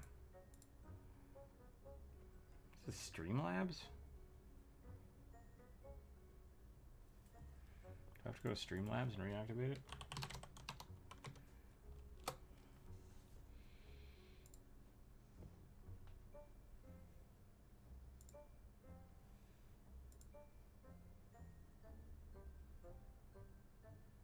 I was talking to some of my friends yesterday, and they were all talking about how broken YouTube Shorts and TikTok are becoming. And I think it's because all of the garbage on TikTok got uploaded to YouTube, and now the algorithm doesn't know what to do with it.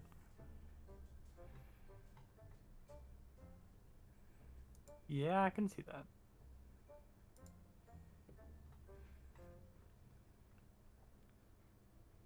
Activate CloudBot. I hate that it does this. It like turns CloudBot off if you don't stream for like a week.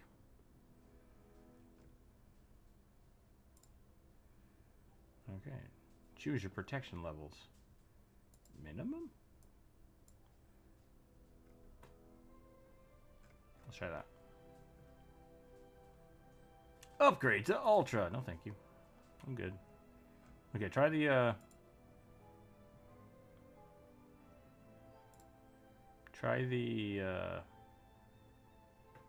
roll of the dice now.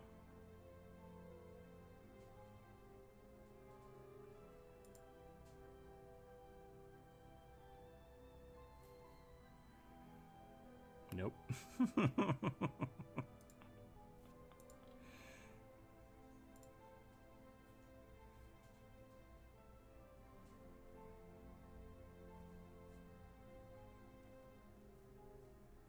Streamlabs. Oh, Streamlabs just now jumped in. I am here.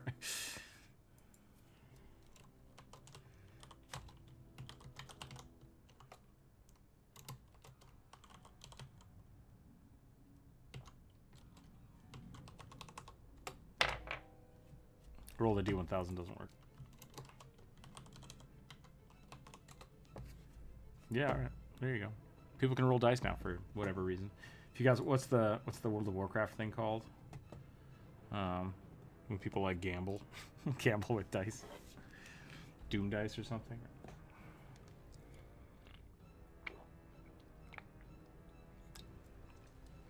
I don't know. I'm just thinking of Critical Role's rollies. How do you play rollies? I never did figure that out. I think it's just you each roll a d20 and whoever gets the higher number wins. That makes sense.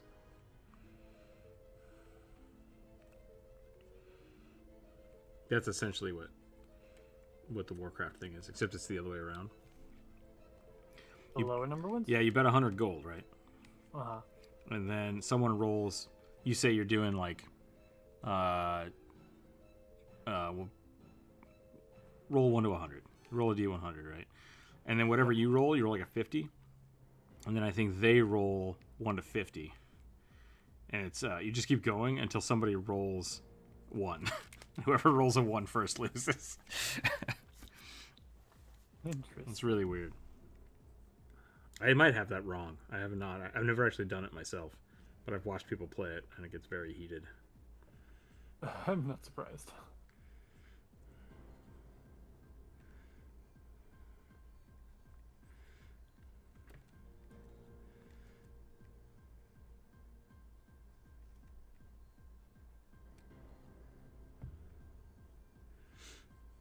New Final Fantasy expansions coming out. I'm excited for that. You know what that means? Having to make more gil.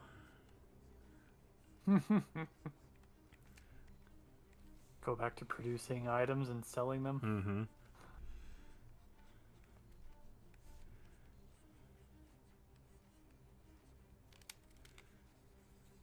Several times we've tried to do like Discord or Patreon games, and what I've discovered is people just play games differently than I do, which is not like a new thing. I'm aware of this. Yeah. But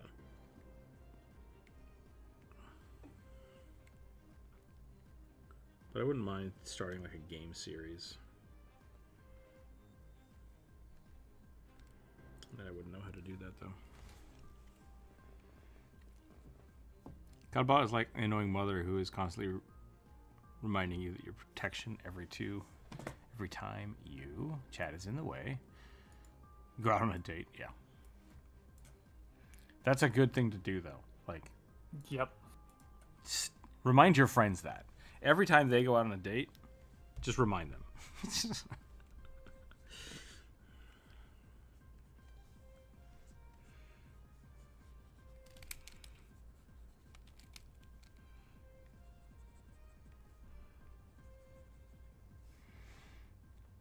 Why you should play a digital board game.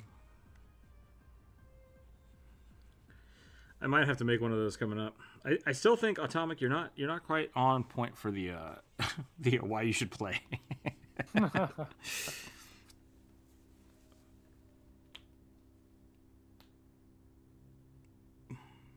Because really, you could do it. I think there actually are a bunch of YouTube channels out that are like why you should play dominoes, why you should play like very specific board games. That was never my intent. Which I tried to expand it to like why you should play cleric, and even that felt a little meh. A little meh. So, don't know. Should I make this guy look more rocky? Maybe a little more craggly. As a Duergar? Yeah. I don't know. I like the Duergar kind of being... I guess the Cernivlin are more rock-based. Yeah. But the Duergar have a little bit of, like, stone crafting in them. Yeah. And, I mean, they are supposed to be, like, gray, ashy skinned, right? Yeah.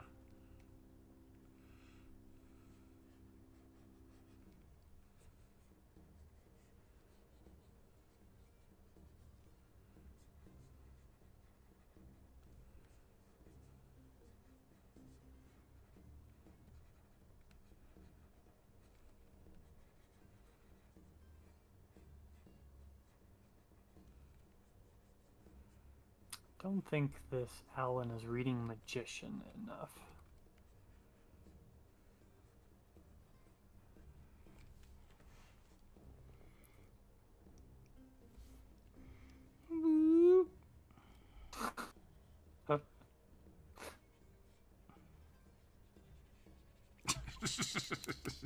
He just needs a little bouquet.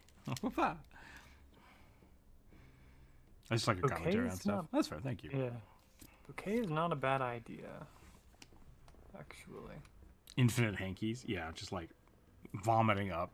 That's the trick about being an Alan, is you can just actually vomit up 1,000 scarves. Instead of having to do it as a trick.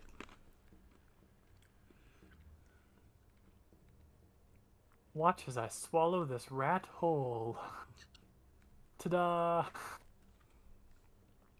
That's an interesting point, Atomic. Like, thinking about what you're saying there, just what is my opinion on board games would be interesting. I'm afraid it wouldn't be, though, because most of the time I'm so hypercritical about game design that most of those would probably just be like, this could be better. This could be better. Or just straight up me trashing stuff, which I don't want that. I don't want to be the guy that just shits on stuff. You don't want to be a rage baiter? No. I'll leave that to Aaron Hansen and Overly Sarcastic Productions.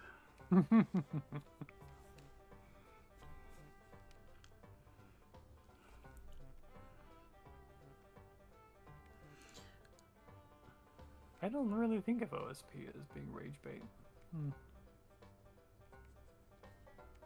I mean, it's just it's not like, you're right. It's more subtle, but a lot of what he does is in the tone of, look how garbage this is. But it's sarcastic. It's sarcastically like trashing on stuff. I can't chat on Twitch. Well, that's weird. Can you like interact with anything? You hypercritical? No. Yeah. Yep. Votto knows what I'm talking about.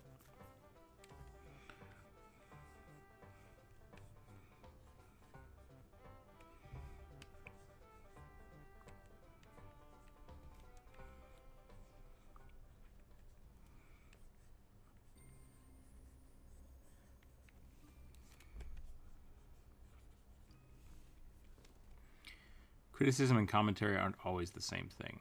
Right, yeah.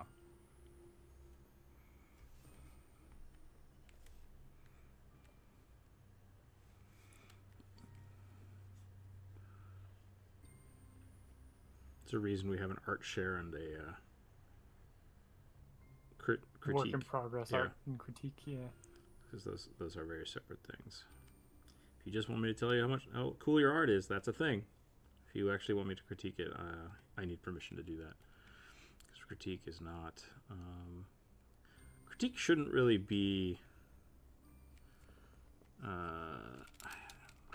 critique should be informative. It doesn't have to be emotional. Yeah. That makes me feel good. It's like, no. Critique should be... like, these are things I like, these are things I hate. And that's fine. Like...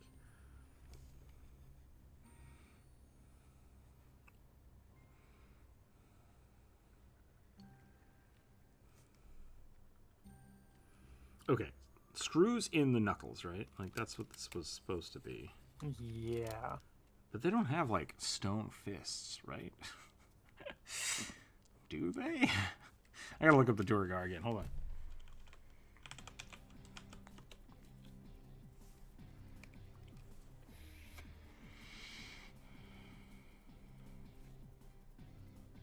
The 5e Duergar has spiked gauntlets, which I think is great.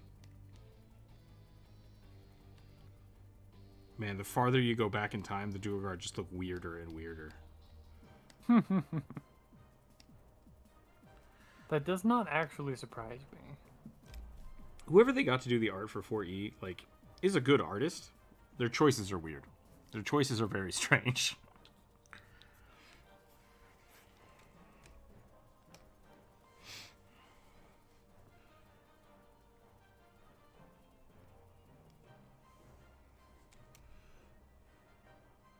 The Duergar went from like being weird egg-shaped dwarves to like kind of just skinny dwarves, looked kind of like gnomes.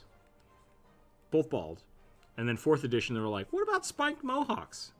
What about spiked mohawks and like 90s punk stuff? And then 5th edition, they're like, what if we just do regular dwarves that are bald? So like, what happened? What happened for 4th edition? Cocaine? Did cocaine happen? Is that what's going on?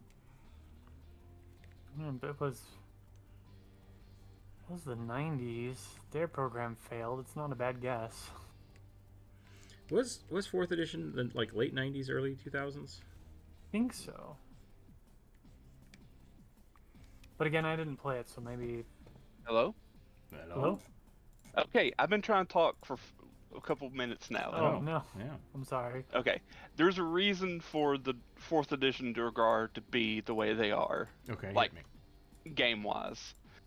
The reason they look like that is because, first off, they're spiky things. They're like spiky hair quills. They're quills, huh? Yes. And the reasoning is because in 4th edition, because 4th edition is very much removed from the normal 5th, or not 5th edition, but D&D lore. Right. It's in the Blizzard universe. Basically. Yeah, basically. Even though they did have Forgotten Realms, that was kind of a small part. In 4th edition, Duergar were kinda like dwarf tieflings in a way. Okay. So they're supposed to have a little more like horn spines kind of Yeah, thing? so like they were more like fiendish, like, because Duergar like worship this dude called Lodogwer. Lodogwer? Yep. Hmm. He's this like dwarven slaver god who's like all about like slavishly working at the forge, like for 24 hours, 7 days a week. The American no. dream. Yep. Capitalist. Yep.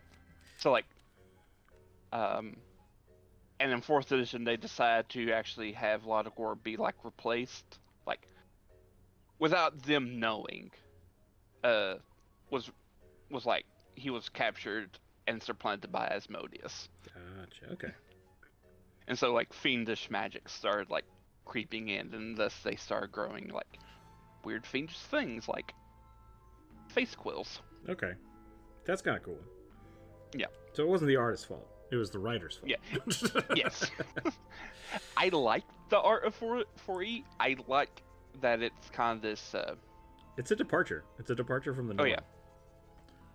And like I said, the art's great. The art is good. It's just different. It's just completely different than everything Oh else. yeah. It's. I mean, I think Reynolds did some of the art, but most of it was that one person. Oh, is there someone else that did the 4E? I think it was someone from Blizzard, actually. Or someone who'd worked on like World of Warcraft. If I remember right. They did D&D a bunch of it. 4E artist.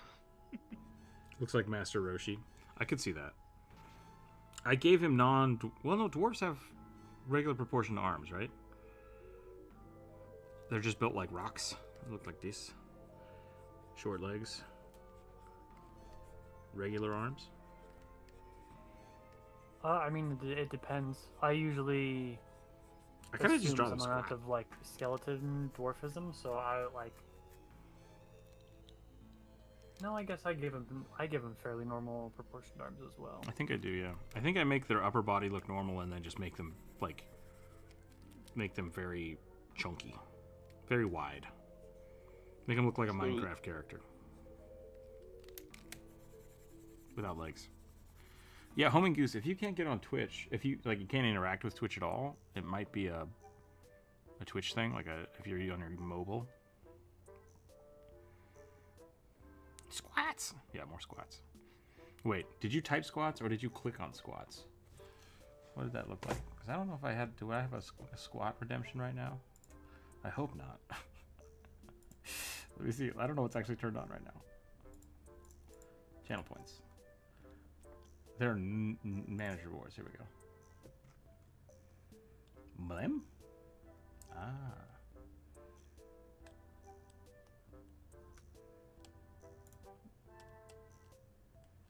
Well, if you don't Octo want to do beard him, like, drawing. What was I doing? the hell is an Octobeard? Oh, Octobear. Oh, because it was October. That was the last time I streamed on Twitch. Was October. Jeez. I can't figure out who it was, but I do know that Wayne Reynolds also did quite a few pieces for 4th edition as well. Talking about dwarf portion. Okay. Yeah, Homie Goose, I see you keep typing, but I don't see anything else. So yeah, let me know. Let me know if I can do anything to fix that. Boo, boo, boo, boo.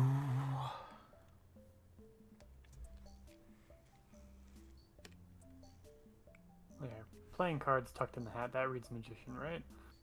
Yep.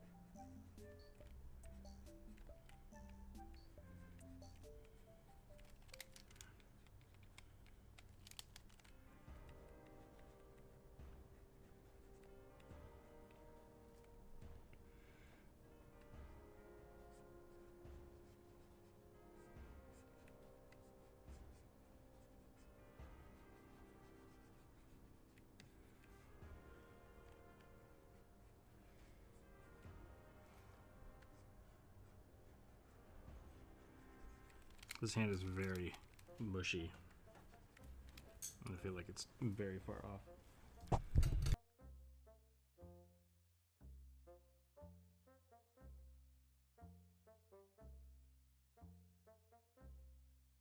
Oh, it looks like some of the big artists for 4E was Wayne Reynolds, a guy named William O'Connor, and Eva Wilderman. You say Wilderman? Yes, Wilderman. Is it like wild people? No, that's this woman's last name. Oh, gotcha.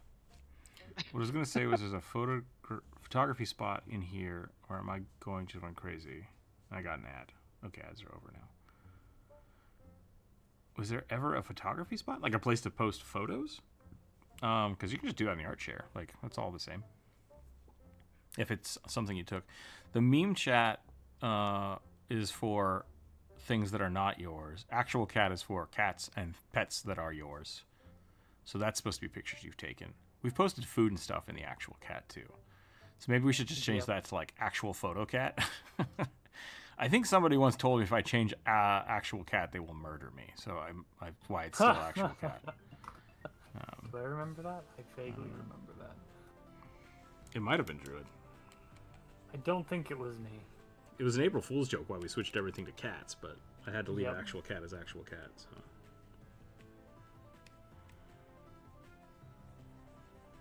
I'm struggling to draw this hand.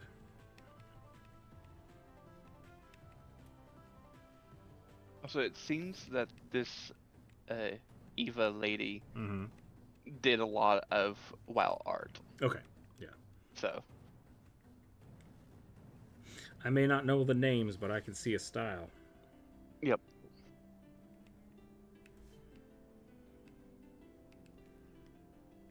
That was actually, I think, one of the reasons I got into 4th edition.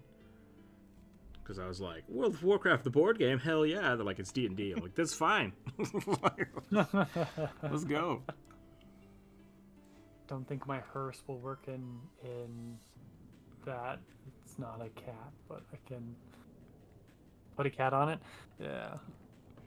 Yeah, I thought you meant to type. Yeah, I thought you meant to type horse at first, and then I realized no. You're a car guy. You actually mean hearse. No, actual cat is totally fine to post pictures of things you love. Like, Yep. post pictures of your animals or random cute animals. Oh, I did say other random. Oh, let's change that. Let's just change that. Let's change it right now. We're editing the Discord, like live on stream. Yeah. Post pictures of your animals or things or other things you love and have taken pictures of.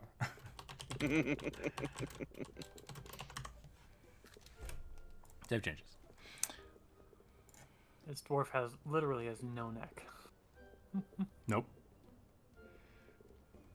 That's a good point. Jeez. Critique. See, that's how critique works. It's not personal. Statement of fact. Oh god. Also, while you're putting in his neck, maybe flip that Should I? Is it crooked? a little bit. Let me look. Yeah. Okay. I just now realized my my tablet is very crooked. So I'm sure all of the oh no, I can't really fix that, can I? Should I show you guys some weird Photoshop tricks? Old school Photoshop tricks? I mean, if they work here, then absolutely. Let's try it.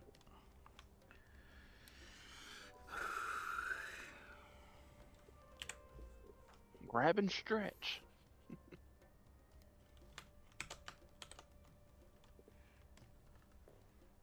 Are you ready for the next one, Druid? Yeah. Cut and flip. Cut and flip. Mirror. Symmetry tool with multiple steps. Alright. I rolled an 11. And 11 will get you a dark elf soldier wild magic barbarian. Oh no. I don't know if I can read the rest of this. A Dami Mommy wielding a monster hunter like bone long sword, long pigtails, and an X-shaped scar on her face. I know I drew that one. I'm pretty sure I drew that one. I don't know if it was resubmitted. I remember talking about it. Let me see. Let me see if I can find it. Through the Discord and draw. Well, I don't. It wasn't last week. So if I did draw it, it was a while ago. So I say go for it. That's fine, yeah. I do know who suggested this one, so Okay. I'm just Was it you? no. I remember correctly. It's Sylvan hair. You talked about it because it was weird and someone else noticed. Oh, okay. So I didn't actually draw it. Gotcha. Yeah, I'm not seeing it. So yeah, you must be right. Well, I'm excited to see what Druid comes up with. Druid does have a thing for muscle mommies. Mm-hmm. Let's hope I can. Is a Dami Mommy and a Muscle Mommy the same thing? Not necessarily. I only know the terms from the memes, and and I'm constantly worried I'm being tricked into saying things. There's potentially a fair amount of overlap, I think, but as far as kinks go, Dami Mommy is kind of more BDSM sort of thing. Gotcha. And the woman does not necessarily have to be buff, she just has to have a lot of attitude. Like drow ladies. Hell yeah.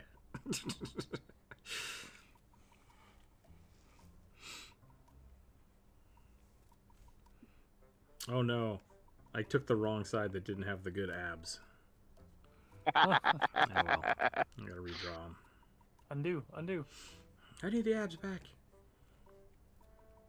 I also didn't keep the side that had the bolts. I didn't realize how recent Phillip head screws are. Oh yeah. Like Henry Ford didn't use them. That's how recent that is.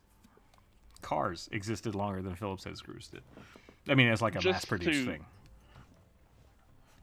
Remember correctly, they're the ones with like the plus sign. Yeah. It's actually not called a Phillips head. That's just the American garbage Brand that we call them. They're called something else everywhere else. They're like A-tops or something. Interesting. Okay. But yeah, you got Phillips heads, you got flatheads, you got Canadians. I don't remember what they're called. Canadians. I like the. I'm a big fan of the hex nuts because they don't strip out. Philip has been immortalized. Yeah, essentially. I mean, I feel like if the British are allowed to call vacuum cleaners Hoovers, we should be allowed to call our plus sign screws Phillips. I mean, we can call them whatever the hell we want. Like, absolutely. I'm only insulting the person who actually invented it, who I think was Canadian. But he might have been British. I don't remember.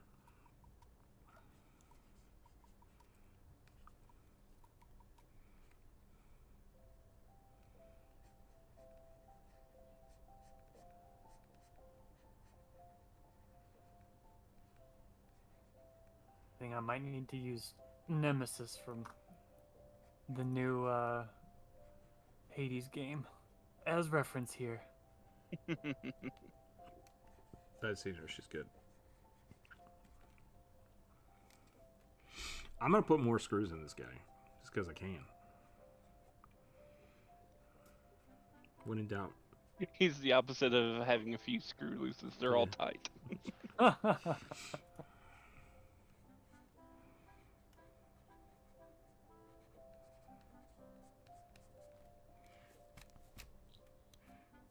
Looney heads? Is that a type of goose? Looney is a $1 Oh, yeah. Canadian coin. I forgot about that. But that's because they have a goose on them, right? They have a Canadian goose on them? They have I thought they had the common loon. That would make more sense. More screw seems more conductive. Yeah. Lightning dwarf. Which Canadian coin are you referring to? The $1, the loony, I believe so, yes. I love dollar coins. and then the $2 coin is the toonie. That is not true. Is that It real? is 100%. It's 100% true. I'm sorry. It is 100% true. I'm never going to Canada. You're basically there. I am basically there, yeah. I'm a hop, skip, and a jump away from all the meth and cocaine I want. I'm sorry for everybody who's Canadian if that's inappropriate. That's the only thing I know about Canada is that you can get lots of drugs there. I need to learn more about Canada. I know on the 25-cent Canadian quarter, it's a caribou. And on their version of the nickel, it's a beaver. Gotcha. You know what we need more of? Coin money. So I gotta give Canada that. Or go to the European Union. Yeah. It's so expensive to produce, though. But it's it lasts longer. Okay, boomer. Yeah. Sorry. It only lasts longer as long as people think it has value.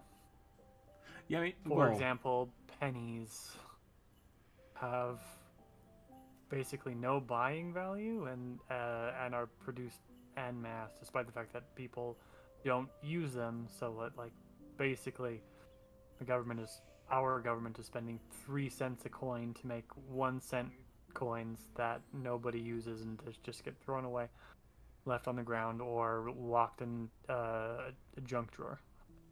Do people not wrap their coins and give them to the bank? Is that just me? I mean, We do it. Yeah, I do.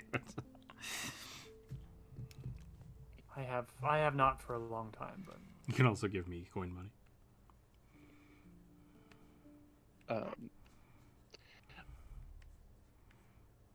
The day when I had to watch watch this for 5 hours for my grandpa, he had the TV on. He has cable, and so and he was specifically watching an old person TV, Okay. or a TV CRT? channel. Oh, okay. So it's the Western channels. So like you have like 5 minutes of actual TV, maybe 10 minutes if you're really lucky, and then like 15-minute commercials or more. Buy these commemorative gold coins. That, or call now and get our free guide to buying gold, silver, and platinum. Yep. Or palladium. That was another thing. Palladium. Palladium's the new thing. Yep. I'm just like, and that commercial came on every time. commercial. Yep. And just like, what is it, like True TV or something? It's one of the free channels that plays all the old westerns. My parents watch that all the time. I think it's just called, on his TV, it's called Grit. Grit. Yep. And it's just like old retired football players selling in health insurance or life insurance.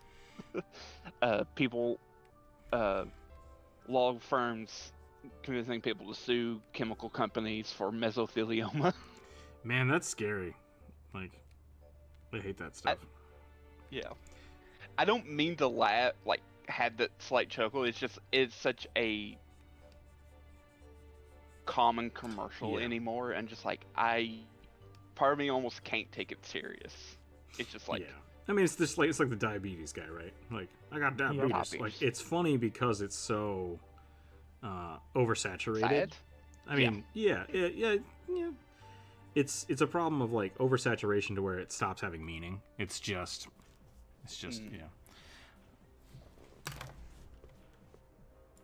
Buy our new smooth tip catheters. Yep. Okay. I think I'm done here. Buy gold. Or don't. The universe is an illusion. Yeah, the universe is an illusion. Reality is a wait. The universe is a simulation. Reality is an illusion. Buy gold. That's I think what it is. The trick is, if you want to buy gold, you need to buy it in 1990.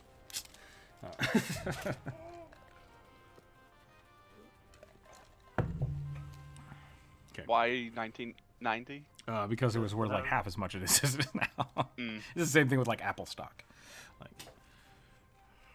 all these people that are like, you can do what I did. You just have to go back in time and do exactly what I did. It's like, you son of a bitch. The secret to making money: scam everybody out of their money, or be old and lucky. Yep. Those are your options. All right, I think I'm done with this guy. I'm pretty happy with this guy. He's pretty good.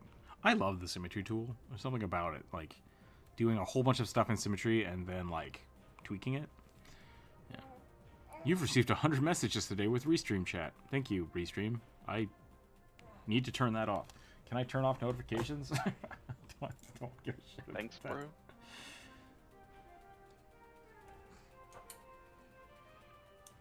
Uh-oh.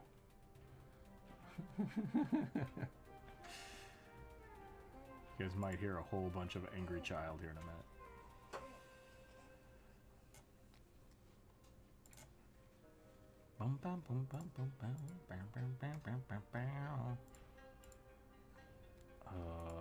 I have no idea what's actually going on Twitch. So, if anybody's over on Twitch, how's it going? I can see you guys talking in Restream. But,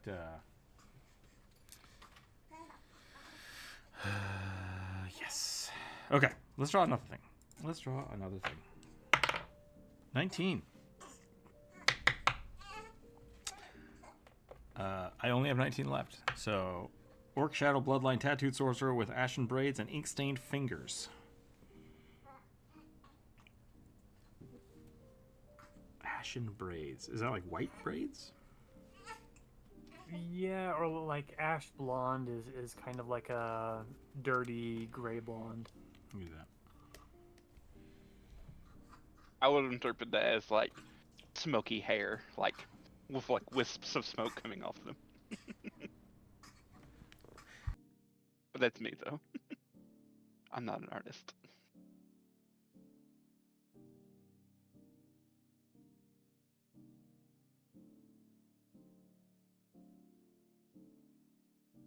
I recognize this prompt. This is Atomic Sorceries.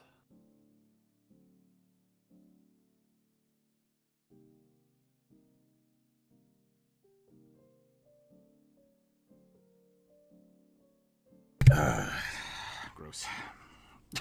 Sorry.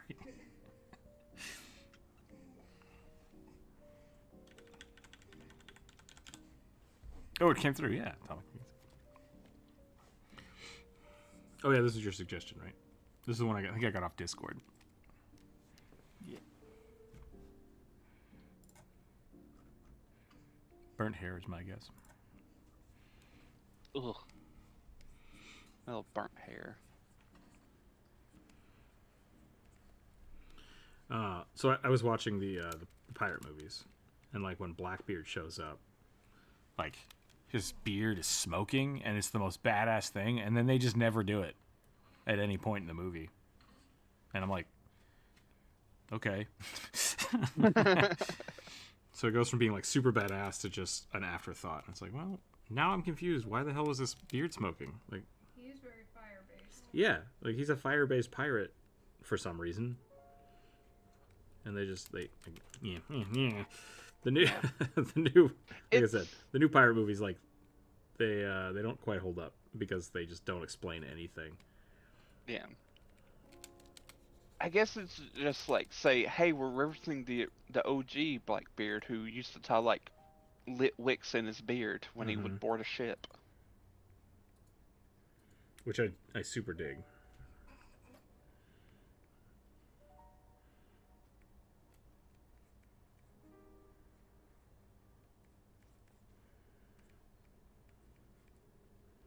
Then he blasts some poor people in a lifeboat with Greek fire. Yep.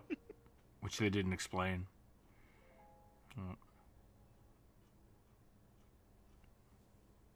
Okay, I'm gonna go. I'll have to look at those later. Quick reminder that everyone has a 1 in 17 chance of getting rolled. 1 in 18 at this point. Because we had some extra added. Blackbeard is AC Black Flag, at least used in a battle?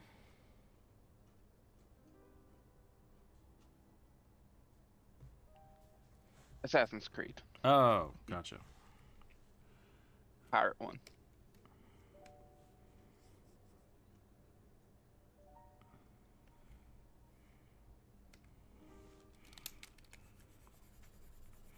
I really want to figure out a good orc way to draw orcs. I'm still not very happy with it. A good shorthand. I'm trying to get away from the Warcraft orc. Yeah. Which, I mean, the Warcraft orc isn't bad. It's just kind of a little too pervasive. I want something a little different. And I either have to go like really, really stylized in a different direction, or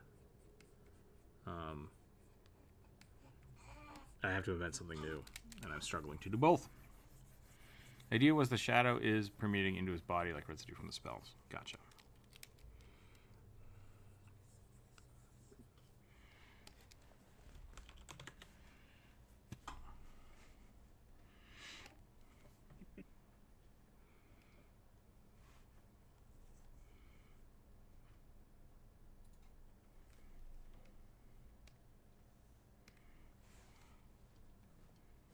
Big ol' Monster Hunter style bone sword, right? Shaped scar on the face. Gotta start for an X-shaped scar. Excuse me.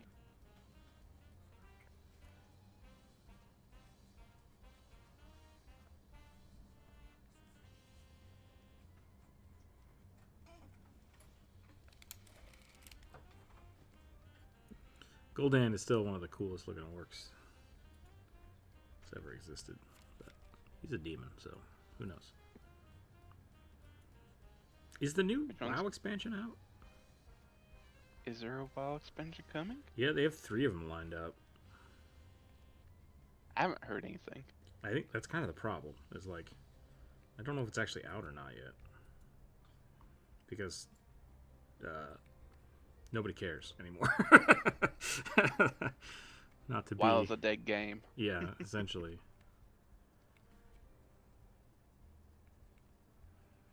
Blizzard is kind of a dead company, is the problem. Ooh, burn. Sorry. I mean,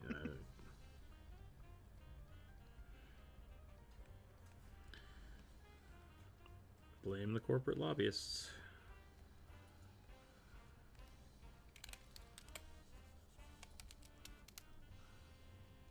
The truth hurts when Yeah. media companies put stockholders and profits ahead of their audience. They lose their audience. Yep. And then the company dies. Slow agonizing corporate death. Yeah. Never quick. No, it's never quick. They always stickle around for so much longer than you wish they would.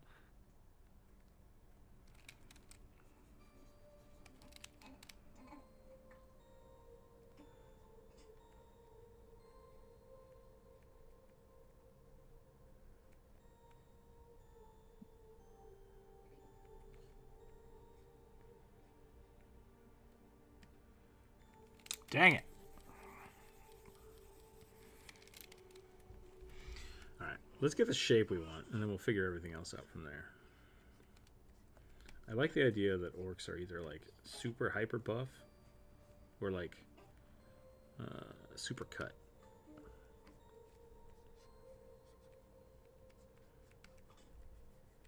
So I think we're Or gonna, both. yeah, we're gonna go like super tall. I like the long necked idea. Whereas bugbears can go a little more. I like orcs being like, whereas elves are kind of feminine, orcs are just like hyper masculine. Hyper masculine elves.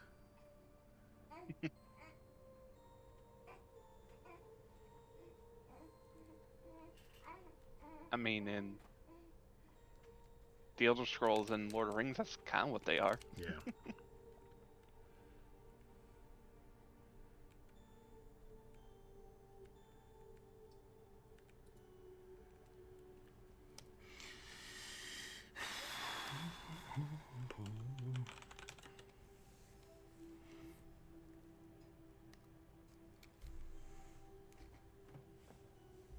Ooh, I like that.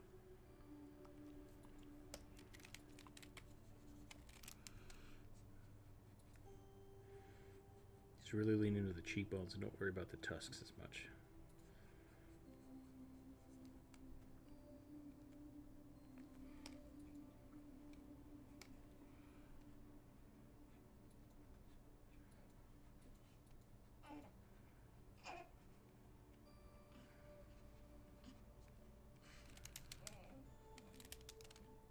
Got cheese all over your neck creases, kid.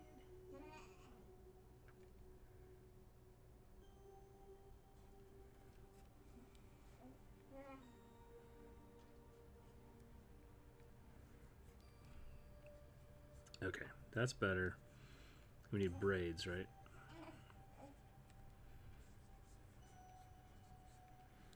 Sorcerer with braids.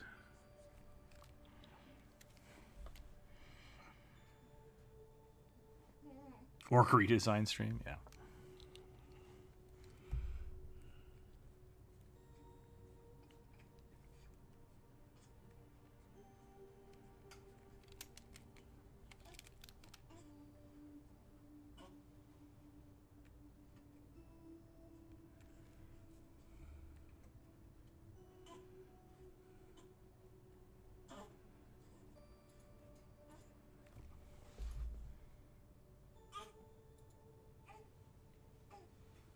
You okay? Yeah, it's hungry now that he's completely unpaid Ah. stuff.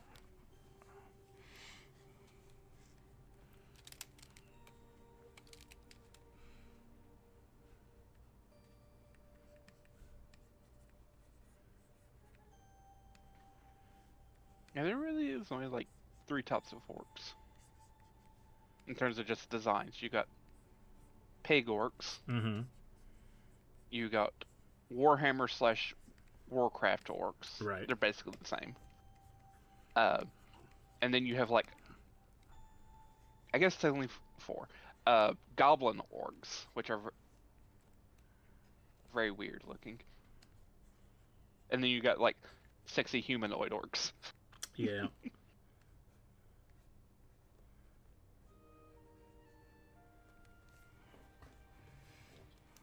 Yeah, that's basically what we got. I found a really cool one time. Someone redesigned them in a way that I thought was just super dope, and I can never find it again. But they basically just like bridged the jaw and the teeth together, and I really, really dig that. Like the teeth shape was just part of their jaw structure. But it was kind of more stylized. If I ever find it again, I'll save it. This one's great, and I would share it on stream, but very pointy nipples for some reason. Don't know. Just put that in my own references.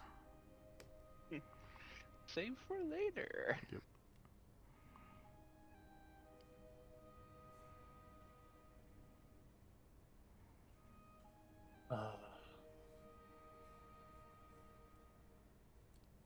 Yeah, this is working out pretty well. I love the idea of a monster's jaw for a bone sword.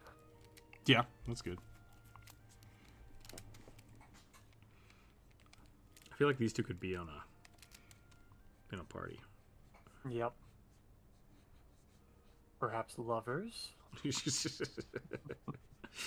Let the Lord begin. If enemies to lovers, it's lovers to enemies. Who do you think braided my hair?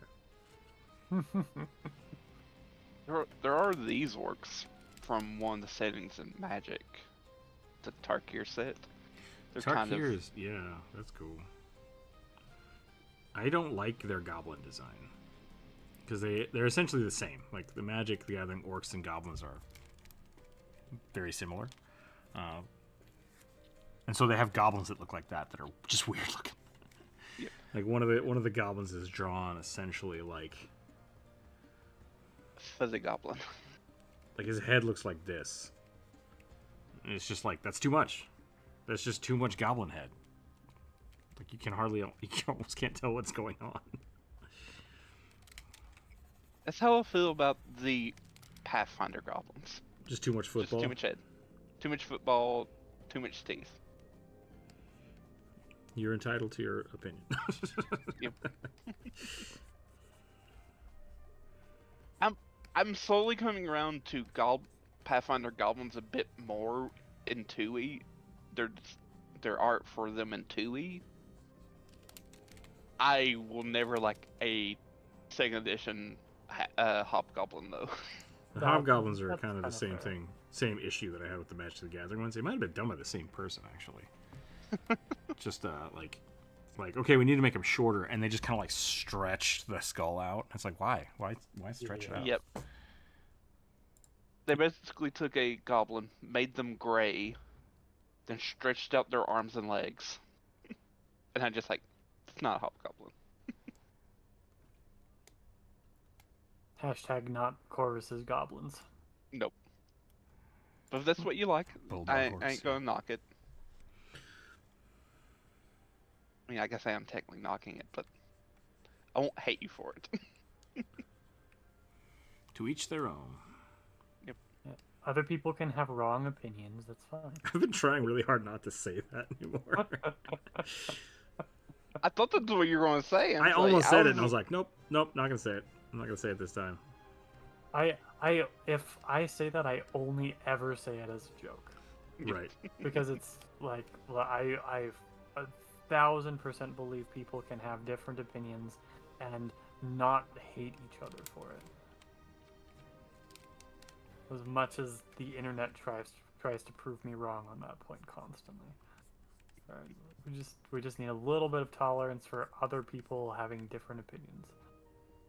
And I want to have more of that. I think part of that's from the me saying I don't want to be basically don't want to be a salty bitch anymore. Yeah.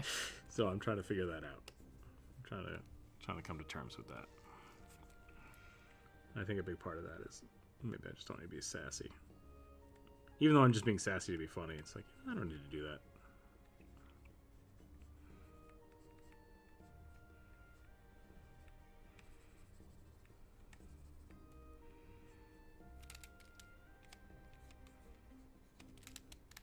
No, this woman has never skipped arm day.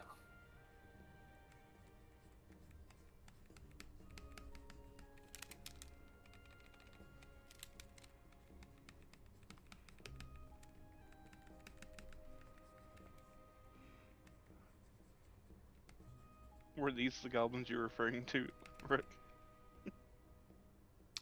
No. Oh my goodness. Those are great though. Those are Tarkir goblins, which I also think they're sometimes referred to as kobolds, Oh, because they're kind of scaly.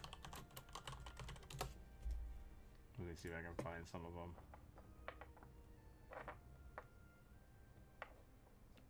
I think one of my favorite goblins is Ib Halfheart. Wait, is that a fake one? No, the Goblin Tactician. Yeah, Goblin Tactician. Look, super funny. This is that goblin with a giant helmet.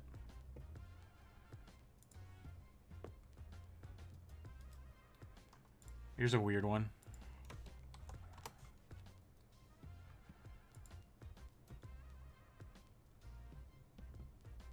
Ooh. I mean, I like it. I don't like know its what's going on in aerodynamic this head. picture.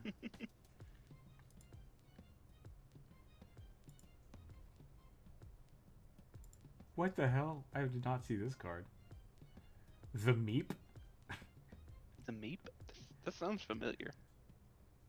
Legendary creature alien. Pay 3 life. The Meep attacks. You may sacrifice another creature. If you do, creature gets a +X/+X. X is a sacrifice creature mana. Alright. Weird. Weird. It's from a secret lair, so it's probably from a like a build I just don't get. Or a set that I just didn't even look at.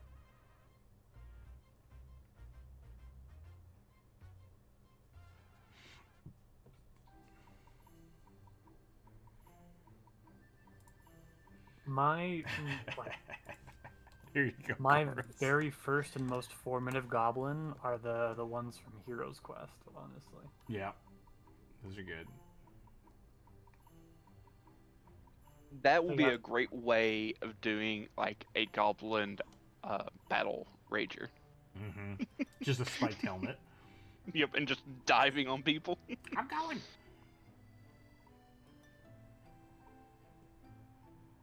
Though it looks arguably more mouth than anything. Mm-hmm. Almost like goblin shark vibes. Maybe I'm thinking of the Mogs. Maybe there's some weird Mog art.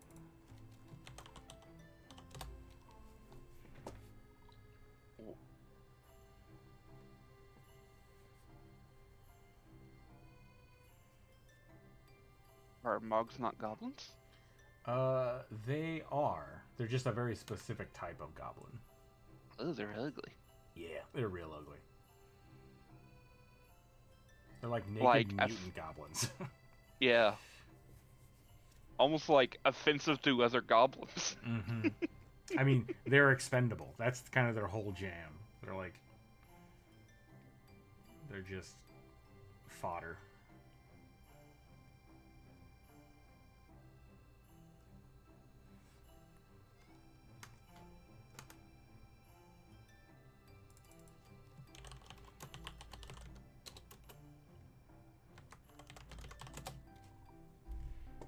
I got super distracted.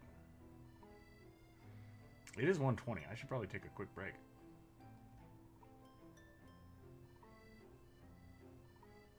There's a lot of very pointy-nosed goblins in Magic, and I think they look awesome. Oh yeah, the Hero Quest goblins. Those are great. Do you prefer Creepy Gobbo, Silly Gobbo, or that other kind? Oh. I love to play Silly Gobbo.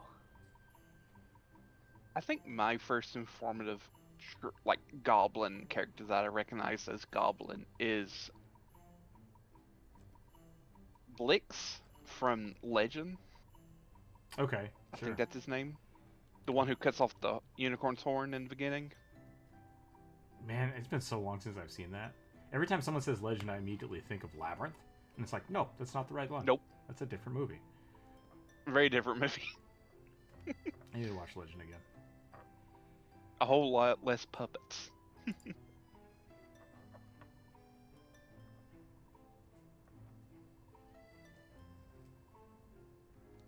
Oh yeah, this is a great goblin card, but it's not really a goblin card.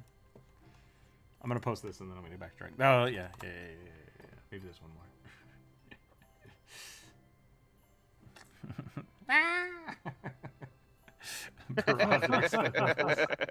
Barrage of Expendables is great.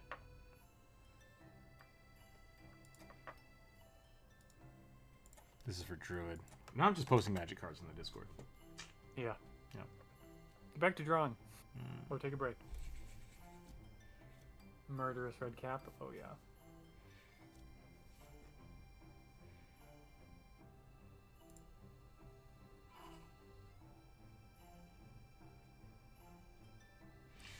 Kiki Jiki Mirror Breaker is a really cool legendary goblin. I don't know what happened to him, but he's made out of rocks. Cheeky cheeky beer breaker. Yeah. That is quite the name. My God. He has a few different versions too. Where's the other one? Oh, there's Kiki Jiki and the Ishi Ishi. Ishi Ishi Hockey Crack Shot. He's riding a goat. I forgot about that. This is a great card. Boop. God. Oh, it's definitely from the Kagawari. What one?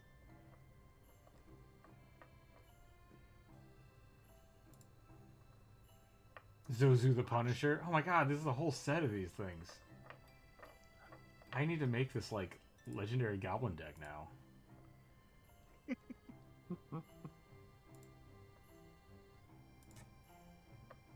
Whenever land enters the battlefield, Zozu the Punisher does 2 damage to land's controller. Oh! I gotta put that in my deck. Hold on. I gotta write this down. Destroyer of green decks everywhere.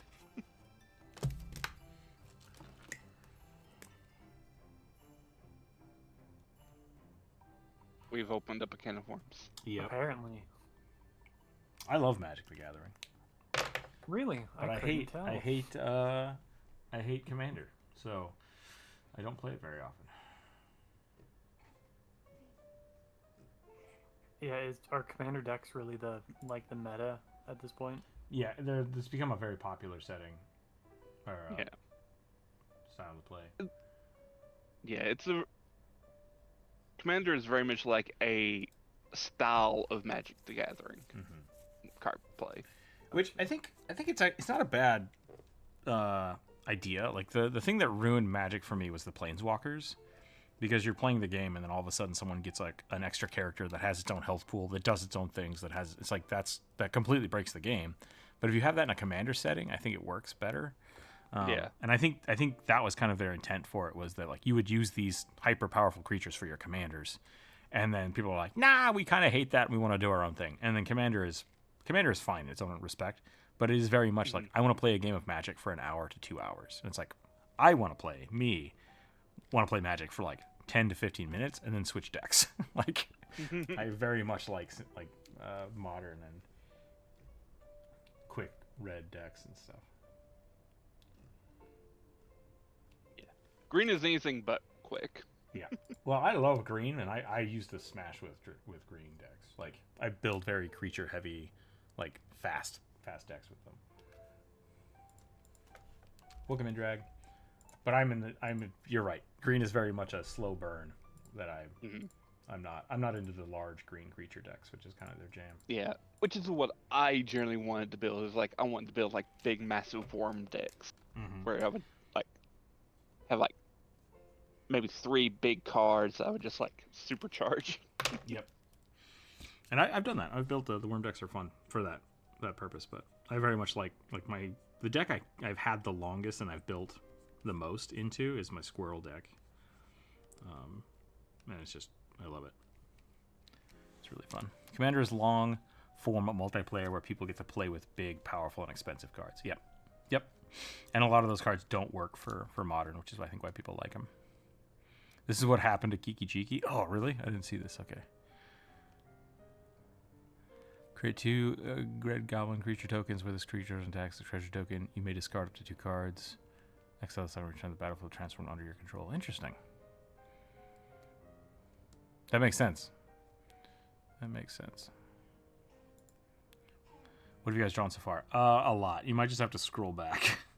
Yeah. I think we're on like. I think we're on like 7 or 8. No, maybe not. Have we only drawn like 3 things? I'm on layer 12. I have only drawn this buff lady, which is on 3 layers at this point, because I have no chill, and this Owlin, which is very cute, and then my warm up was this little moth guy, whose head is way too big, but is also super freaking adorable. I'm drawing an orc sorcerer right now. I think I want to make him bigger, bulkier, if you will. Oh, that reminds me. That was people's favorite bloodline in 1E Pathfinder. The orc bloodline. Oh yeah, because it gave you the. I mean, it's basically making you a half orc, right? Is that what you're talking about? I guess. I don't really know much. I just know that people worked it in with like. So a popular sorcerer build, which I guess led into like Disciple of Dragon Disciple, was So Draconic Sorcerer mixed with Orc Bloodline Sorcerer. Interesting. I think 'Cause you Jumper get, did like, that once. Bonuses to like your damage of a certain type. The one of the big problems in 1E with the Dragon Disciple build is that if you spend all your time getting the prerequisites to have the arcane magic and requirements and the bloodline for the dragon bloodline, you kind of suck at melee, and then Dragon Disciple's like, what if melee? And it's like, uh-oh. So yeah, being like a half orc or something would definitely help for a Dragon Disciple.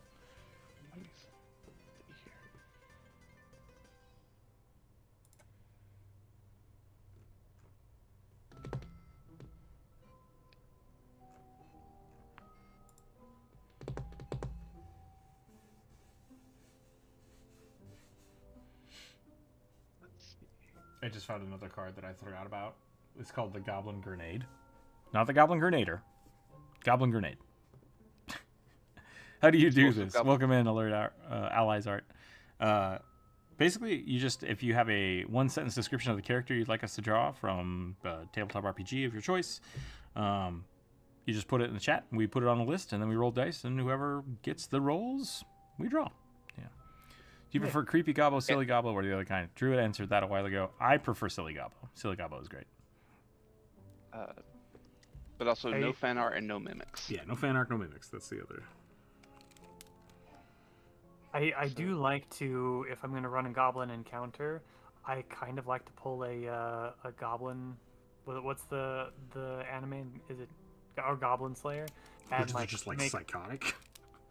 Well, yeah, I like to make my players think that it's just going to be a goofy little goblin run, and then like have the goblins be horrifying masterminds, and you're entering their dungeon.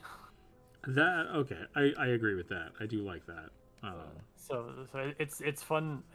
In short, I like to take goofy goblins and then turn them into the horror goblins. Yeah, I do like making like goofy, silly goblins that like collect people's toes.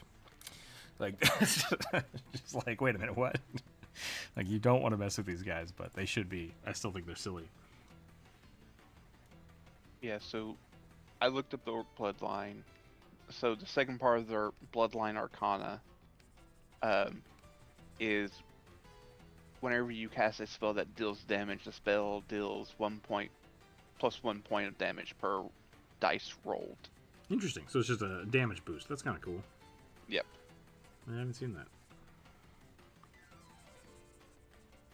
That would make something like basically amps all your cantrips up. That's pretty cool. Mm-hmm.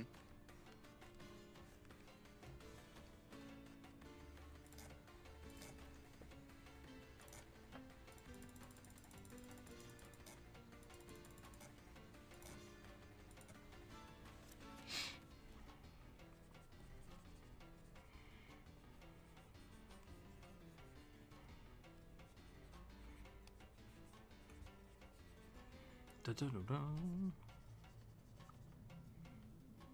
Okay.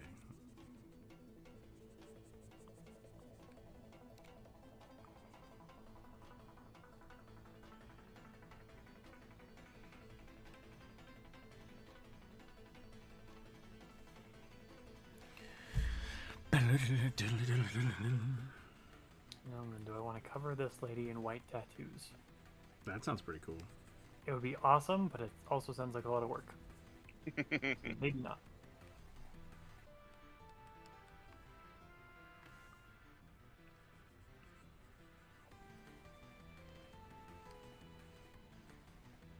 Okay, I think I'm about done with this.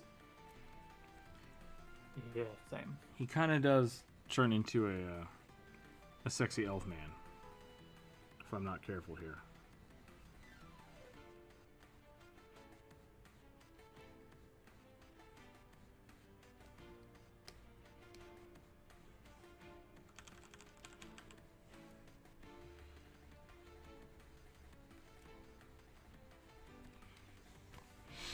These two look like they're part of the same party. Yeah, I was saying that earlier. Drew tried to make them lovers, and I don't know how I feel about that. Don't ship my orcs.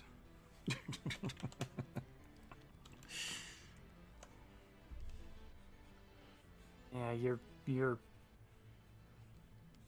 pansy ass is not good enough for her anyway. What kind of orc are you? This is getting dark. I don't like it. He's a sorcerer. I'm still on the fence about how sorcerers should interact with the world. Like,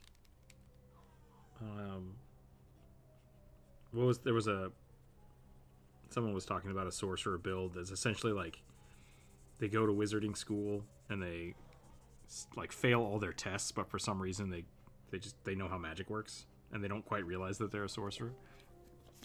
I think that's funny, but like I feel like that would happen way more often than not. Because unless you have unless you have dragon skin or something, shouldn't you still have to learn how to use your magic? I mean, is that completely different? Would wizards hate sorcerers, or try to study them or something? I don't know. I don't know. Well, I maybe try to study them. I feel like wizards would try to exploit them. Yeah, I mean that's kind of what I'm getting at. Is like the fact that you are a magical creature, which is essentially what a sorcerer is, but it's your class and not your race, feels weird to me. Like, I feel like something should be. There's more there that you could explore. I think it's one of the cases where it is a class that adds on to your ancestry or heritage. Mm-hmm. Yeah. I mean, I think wizards have the right way. Like, if you have a wizard with like some kind of bloodline, like, doesn't that make you a sorcerer? It kind of does. I mean, like, it does. But that makes the most sense of how sorcerer should work altogether. Like, you should be a barbarian with a sorcerer bloodline. That would be amazing. Like, it feels like an extra thing that could be tacked on to anything. And I love that idea. But... Because one of my favorite kind of tropes for sorcerers is like when someone like multi-classes into a sorcerer, like after like I don't know a crazy fight and like it unlocks something in you that you're fighting a little, I don't know, a dragon and unlocking some dragon powers in you or something like that. I love that too. Or you witness the birth of a baby dragon.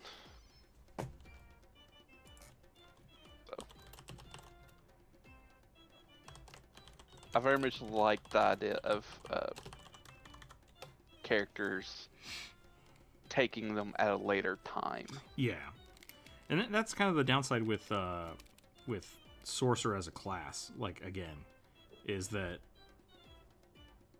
it very much to me feels like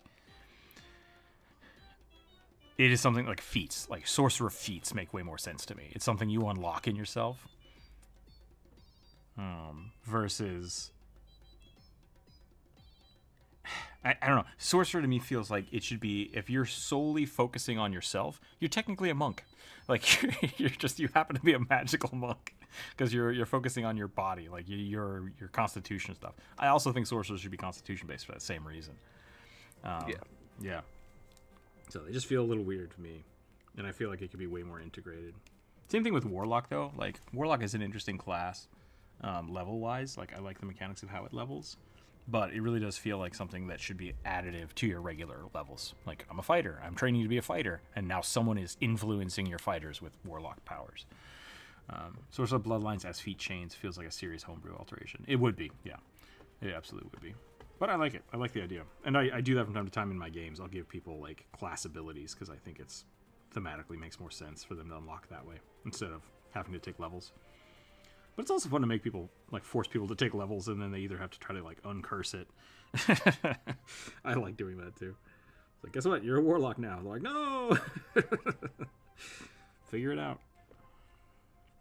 Yeah, I don't know. I think it possibly really kind of comes down to, like, how you want to write sorcerers. Yeah. Because, like, in 5e, sorcerers are basically just mutants. Like, they're X-Men superheroes. Sure. I can see that. They were born with it, the X gene, basically. Yeah, and like Draconic Sorcerer, it's like, oh, you're a half dragon. It's like, no. It's like, but what? What does that mean? How does that work? I mean, I personally don't like my dragon sources being half dragons. No, I'm saying like, yeah. If the way it is worded, like if it wasn't a video game where you're selecting objects and you had somebody just tell the story of like, oh, I have dragon blood. It's like, oh, you're a half dragon. It's like, no, I'm an elf. It's like, but you said you have dragon blood, so you're technically a half dragon. And they're like, no. It's like way down the line. And it's like, I mean, now we're just getting into semantics. So the Dragonborn in Skyrim has dragon's blood, but isn't a dragon. But and also isn't a sorcerer, right? Super weird. Like, so mechanically it all makes sense. The way they built it for a game mechanics is great. Like it works out. It makes sense that way. But thematically, it just never makes sense to me.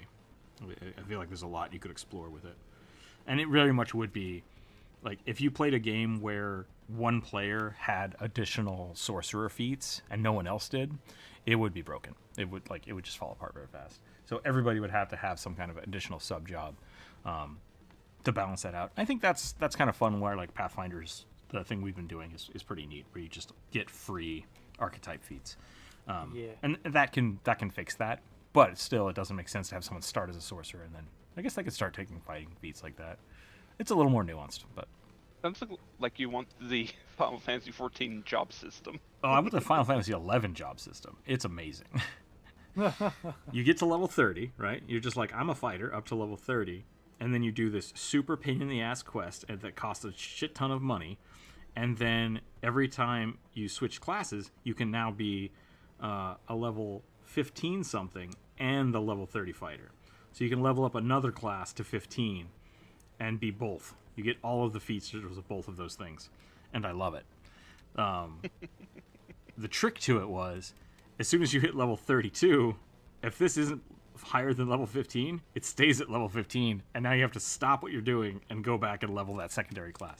It was a great mechanic to make people play the game more and like get better at other jobs. But it was tedious, and that was the problem. People don't like tedium. I love playing multiple characters, like all over the place, but not everybody does. So I'll be right back. Hang tight. Do you need a new roll, Druid? Yeah, I do. Okay, hit me with that, and then I'll take a quick break. 7. A middle-aged Rahu, R-A-H-U, werewolf woman of the Stormlord from the 1980s. From Werewolf the Forsaken. So you have a 1980s inspired werewolf lady. Okay. Best of luck with that. Thanks. I will be right back, everybody. Hang tight.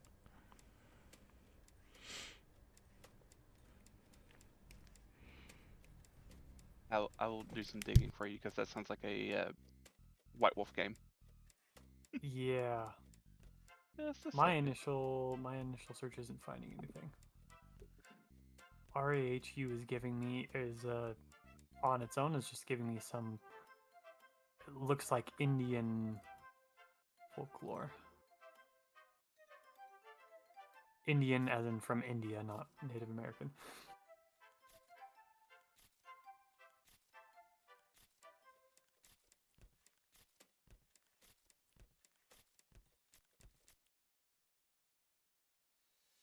Thank you for that, Atomic, Storm Lords. That'll give me something. Or R8. RAHU. Rahu.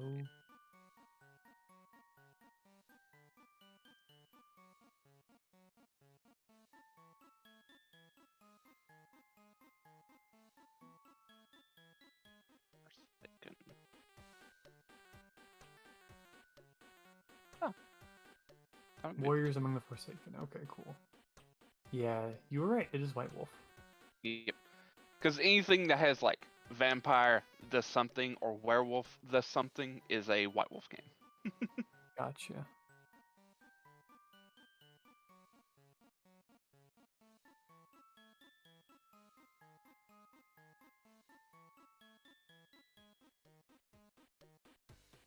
Though I will admit, I've never heard of Werewolf the Forsaken.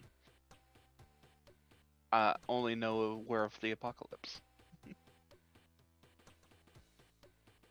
Where you're essentially an eco-terrorist for Gaia. Basically, different werewolves have different abilities based on which phase of the moon they were born under. Gotcha. And the Rahu are born under the full moon.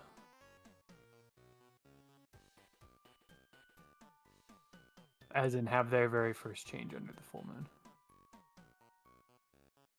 I guess.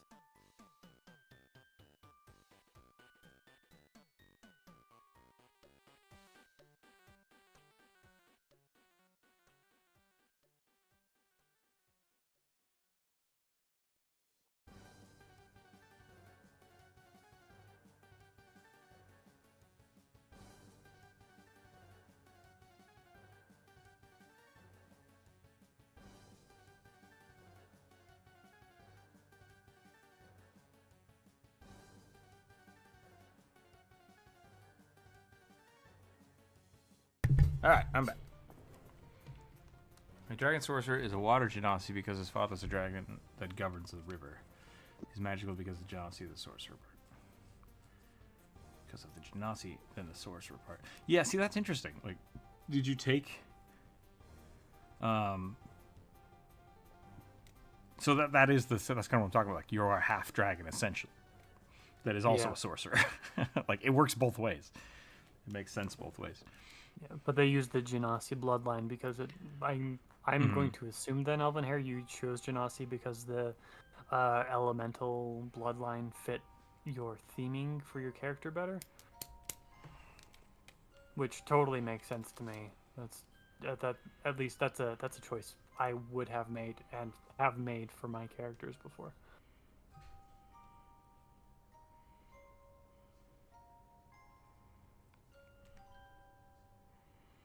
Okay, there is the Shadow Sorcerer orc.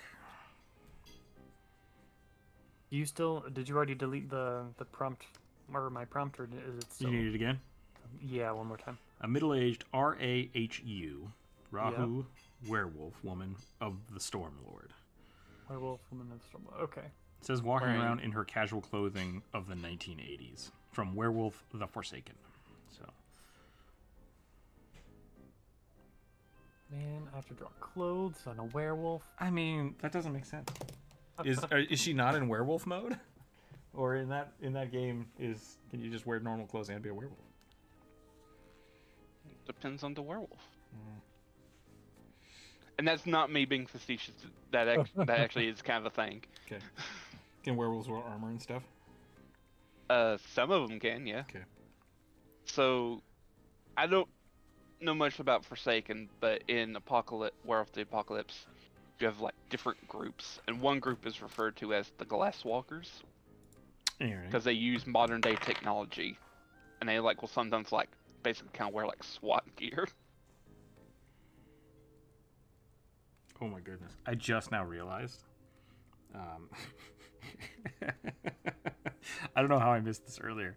I just rolled Atomic's character again because you submitted it on the Discord and I added it to the list, but it looks like it got copied to the list like 3 or 4 times.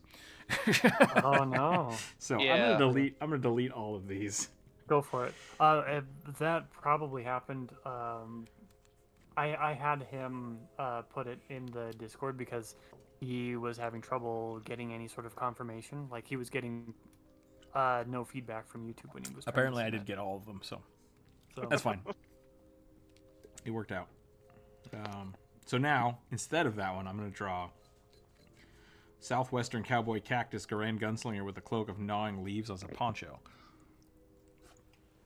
Is that one Corvus's? Yes. Okay. Cactus Garand. Cloak of Gnawing Leaves is like an actual magic item. Oh yeah, my puppet has it, or my Leshy has it. People aren't supposed to attack him. That's the whole.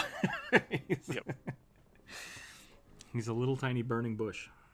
And because I went with the idea was, even though they're flavored cactus, they're using like the thorned rose heritage, so it's just like doubly don't touch them.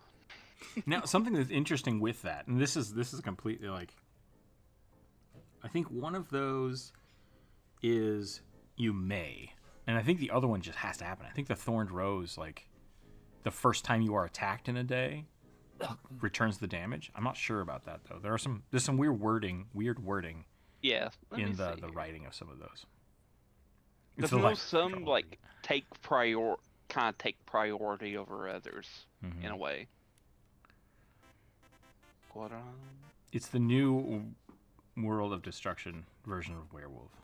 World of Darkness, sorry. They rebooted it. Interesting, okay.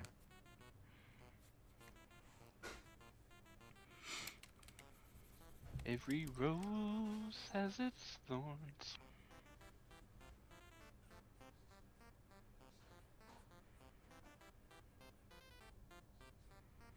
Okay, so trigger, you are hit with an unarmed strike or a strike with a non-reach melee weapon once per day. So it's the trigger that happens, and then you spend your reaction to have it go off? Yep, once per day. So there are also... later on... Sorry, go ahead. No, finish it. There's a feat later on that you can like do it once every hour. Gotcha. So like once per combat, basically. There's some items like the shielding brooch that they just automatically absorb the first instance of magic missile that comes at you in a day. There's another one that like when you're hit, your AC goes up by 1 for a round. And like you just, as soon as they go off, the wards go off and you can't really control it. Yeah.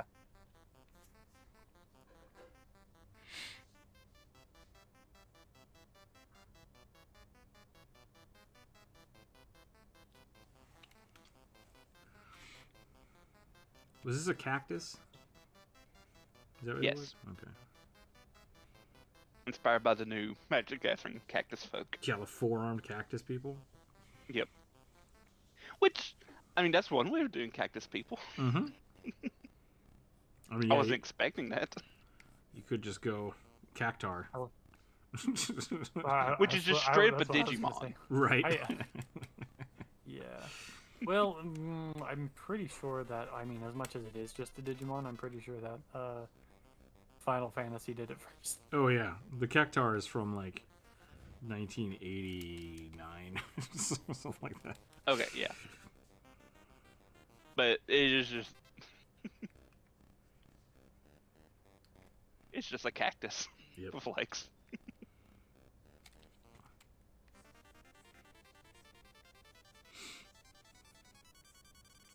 I forgot. Was this a gunslinger? Yes. Okay. Reach for the sky. That's a feat. Nice. Though it's not for a gunslinger. It's for a gunslinging archetype that you can take. Called, Yeah. like, the pistol phantom or whatever. Oh, weird. I like the pistol arrow things. Those are really funny to me. Because one of them's like, every time you reload, you can try to intimidate somebody while you're doing it. Mm-hmm. You're dead as soon as I get bullets back in this gun. Still one of my favorite quotes. I can't remember what game that's from. I was gonna say, what movie is that from? I have no idea. That wanna say it's like- reminds me. I've been watching somebody pick up one of the streamers that I follow pick up 7 Days to Die again, and I totally forgot there's an ability that where you get 10 it's like 5% better prices in shops if you have your Magnum pistol in your hand when you go shopping.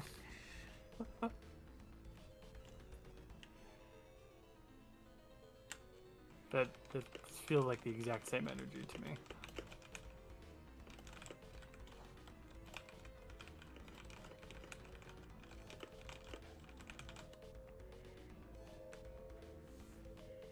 So, like, the pistol archetype I was talking about, it's a kind of, you roll performances. So, like, you're like those, like, showy cowboys that, like, do all the gun twirling. Hmm. Yeah, I've been seeing some of those on TikTok. I need healing. All the different ways to like draw. Like, yeah, I've seen a lot of those. I love that kind of like cowboy shooting stuff. I would love to get into that. It doesn't surprise me, actually. Oh yeah, no, I'm an old man. It's great. I went. Drink your water. Oh, thank you. It didn't prompt me. Did not make a sound? No, I might have heard it, but I don't know if my brain is calibrated for that sound yet. Let me go. Yeah, that's a bummer. I was hoping that would show up on Restream. Have I been missing a bunch of the Twitch things? Let me look at my... Oh no, I just saw it popped up on the YouTube. Yeah, Atomic did it 2 hours ago as well. And a posture check. So that sucks. I'll have to check those. Yeah, I know we had some issues with specifically the redeem ones from, like, channel points, not the soundboard stuff. I will have to say hello to chat. Hello, hello. Howdy. Okay, I heard that one. I'll have to adjust the sound on those. We'll keep Let's going with it. 1980s.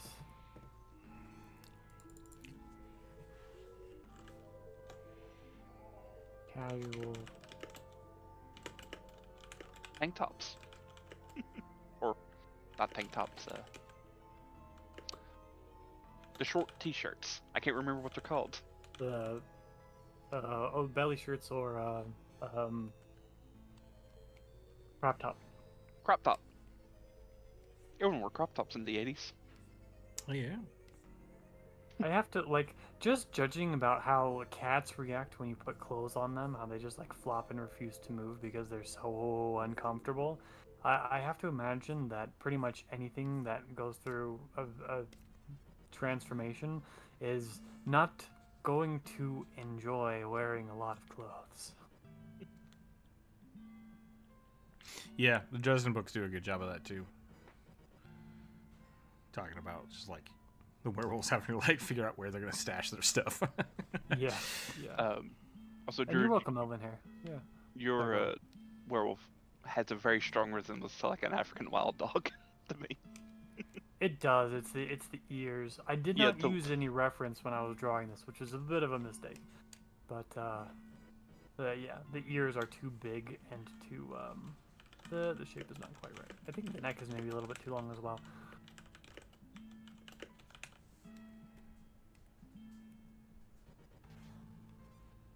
Oh man, I forgot how short men's shorts could get in the 80s. Go back to the 80s fashion. Forget the 90s. There are some aspects of glam rock that I would not mind to bring back, but late 80s I do not care for. Oh no, I didn't live in the 80s. I just have horror movies as references.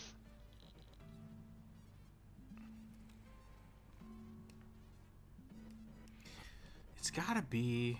I'm trying to think of the last like shooters I played against NPCs. I'm still thinking about that. Yeah, it's gonna drive me insane. That's fine. Yeah. I'm trying to go through the last games I played. I was gonna say, why not just type it into Google and see what pops up? I did, and that's the thing. It's like Google auto corrects it or auto finishes it, like it knows the quote, and then it's like, oh, did you mean Toby Keith's bullets in the gun? I'm like, no, I did not. I did not mean.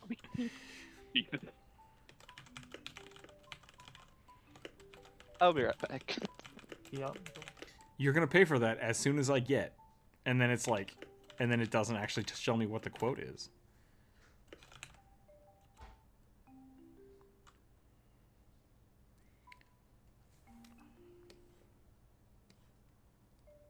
You're gonna pay for shooting up my ride. Yeah, Duke Nukem's great.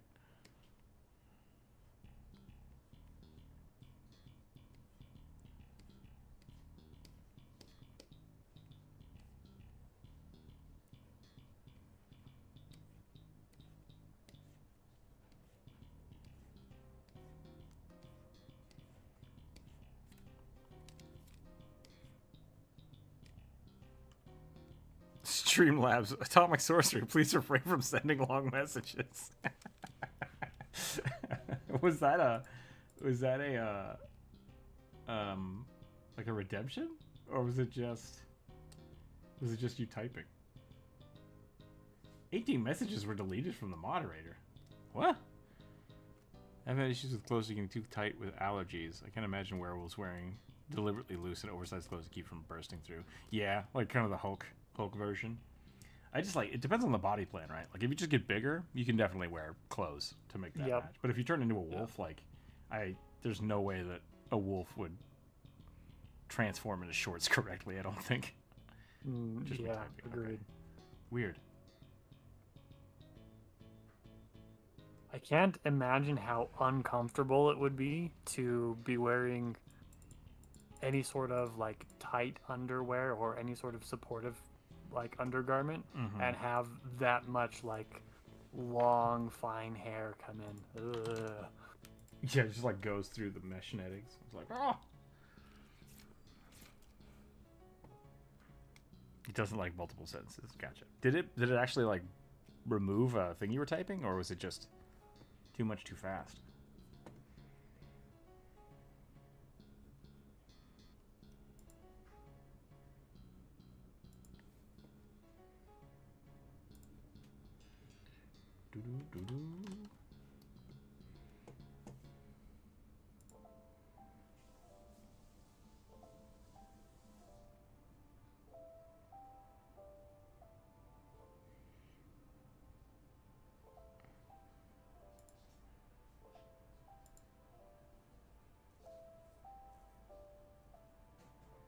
Is it Back for Blood?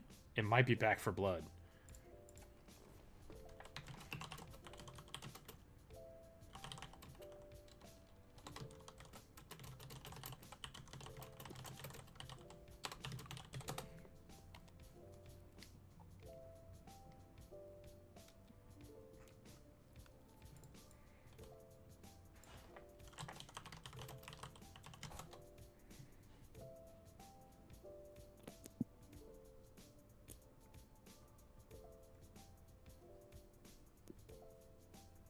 Hello?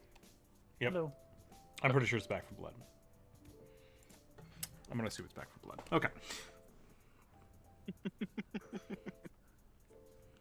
My necessity has been satiated.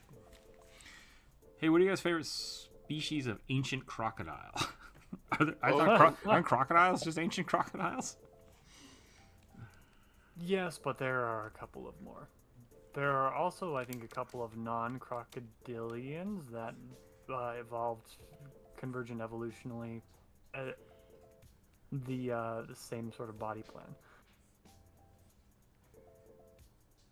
Because there's the big saltwater, this thing, right? Like, is this a crocodile? The one with the fins? Mosasaur? Oh. Or Don't. Spinosaurus. Neither of which are crocodiles. Okay. It deleted everything. I put the chat today because the clothing on one was in one entry. It deleted everything I put in chat today because the clothing one was in the one entry. Weird. Okay. Maybe that's... Oh, you know what? I bet that's because of those protective settings. So I'll have to look at that. Did you get banned from typing? No, it seems like you can keep typing. But I bet it's there to like prevent people from spamming chat.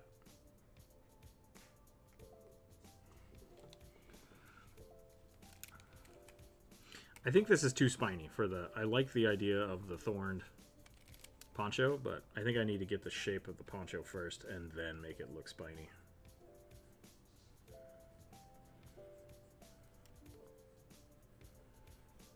I also don't know if I should give them a petal face. I guess cactuses have flowers. Mm-hmm. So we might as well do both. Cactuses can have some wild flowers. It's something I do all the time when I'm playing my Garan and Kevin the Necromancer's game. Is I'll like pull petals off my face and give them to people. Just like, here, try that. It's pretty good. And you're like, what? Inasukas. No, it just takes their petal face off all the time. Mm-hmm.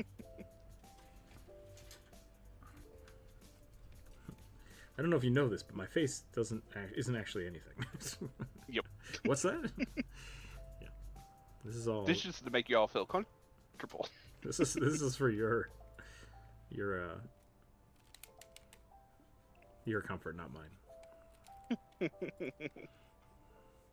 I mean, that is the reasoning why Velp does it. Yeah.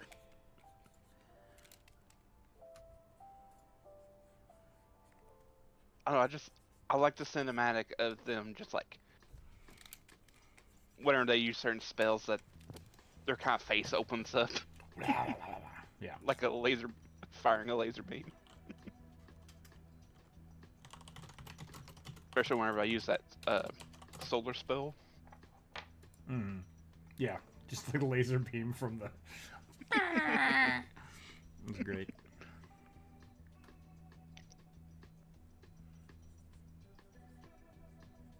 I think there's another one that is like a petal themed one where like you can shoot like things like petal storm.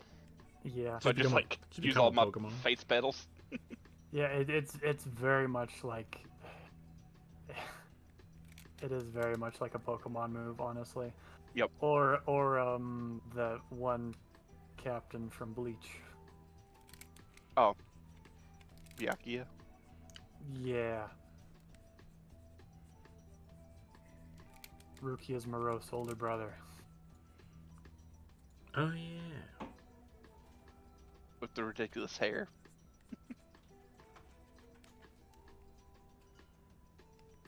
Has anybody watched the Fallout series yet? No. It's pretty good. Friend has watched it. I've never really been into Fallout. I respect it. Yeah. I haven't played any of the games at all. It was a good show. Yep. Just enough of like nods to the games themselves without like cramming it down your throat, which I thought was great. They did a really good job. Good. But I can't remember what I was Enough gonna say. where fans could enjoy it and Yeah. where people who've not played it can also enjoy it. Yeah, exactly. I'm on episode 3. Nice. I won't say too much then. Cat, what are you doing up here? Hey. Hello. Yes. I'll give you head bonks and I'll give you scritches. But I'm not going to let you walk on the keyboard. It's my keyboard. I've stopped running around playing his games in the other rooms, so he's back.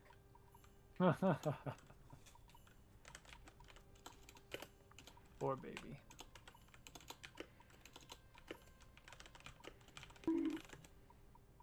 I am undeterred by the cat's sadness.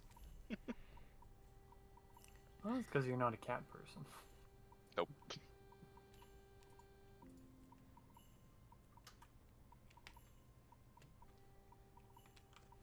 Or at least a needy cat person. That's fair. He was ugly, strong, and had dignity. What? It's a quote from the show. You gotta see it. I didn't want to spoil anything, but I thought that was funny. It's like the Via con Dios tagline one of the guys has.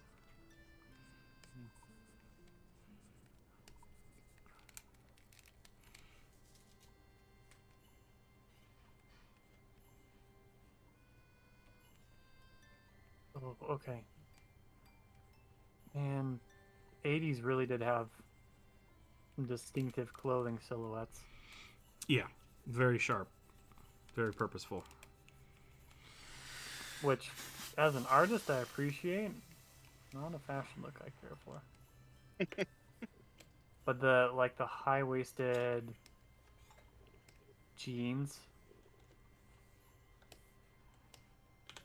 like the super high-waisted hip hugger jeans is very much a look. It's because elastic works. Yeah. And so they're like, we can have pants go all the way up. Again? I didn't hear the horny bonk. Dang it. Please refrain from using foul language. Okay, Streamlabs. Hold on a second. Now you listen here, I own you. Listen here, you little shit. Bang from your own stream, Jesus.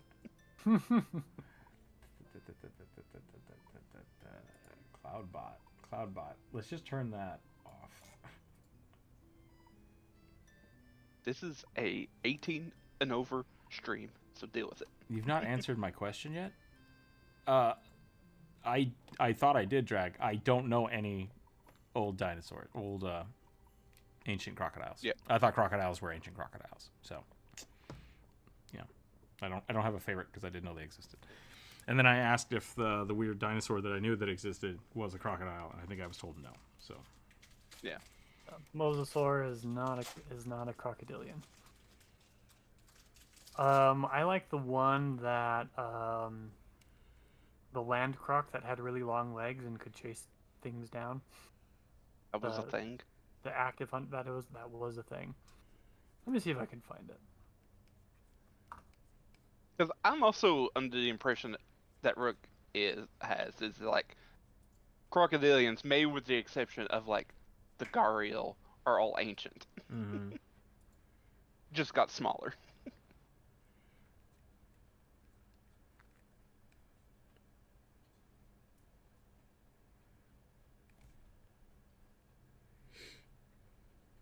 Planocranids were land-living terrestrial crocodilian forms with longer legs than living crocodiles. They grew to a maximum size of 2 to 3 meters in length, 6 to 10 feet, 6.5 to 10 feet.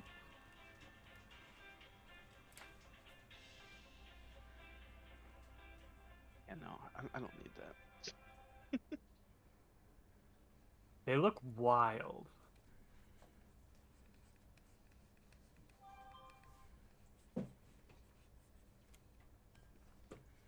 Planocranidae.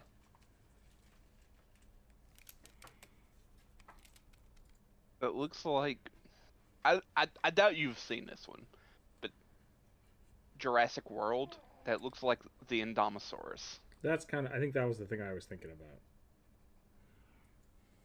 Yeah. Well, no. That's cool. Now I know. You're thinking of the one from like Jurassic Park 3, the one with the big sail fin, right? Ka-chomp. Or the one that eats the girl, The one that hanging from the chain. Yep, that's the one I was Yep. thinking of.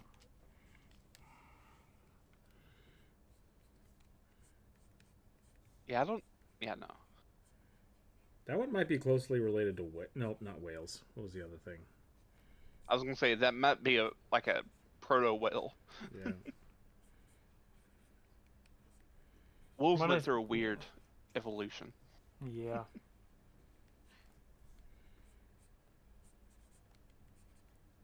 Manusukis, maybe? Is the actual crocodile I'm looking at.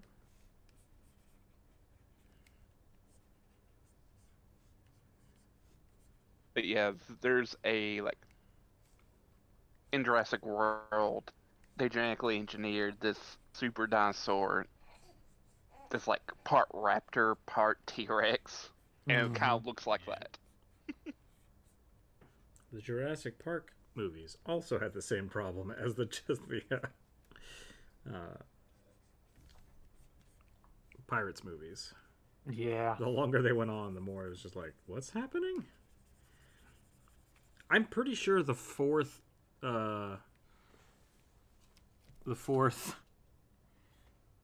Pirates movie was fan fiction. I think somebody wrote fanfic and they turned it into a movie. That's the one with Blackbeard in it, right? Stranger Tides? Yes. And then there's like the fifth one where it's like about like Barbossa's love child. Something like that, yeah.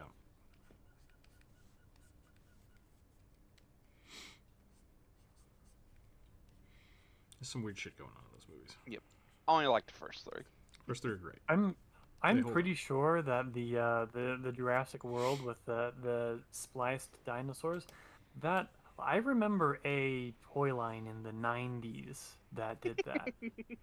After the first Jurassic Park came out, I'm pretty sure that the entirety of that movie is based off of that toy line. It's I very wouldn't be possible. surprised.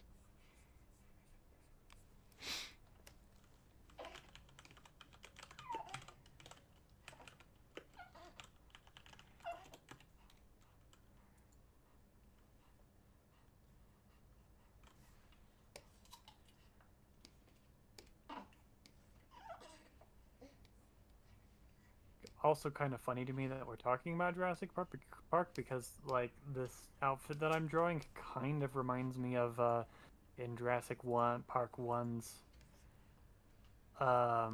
Dr. Sadler's outfit a little bit.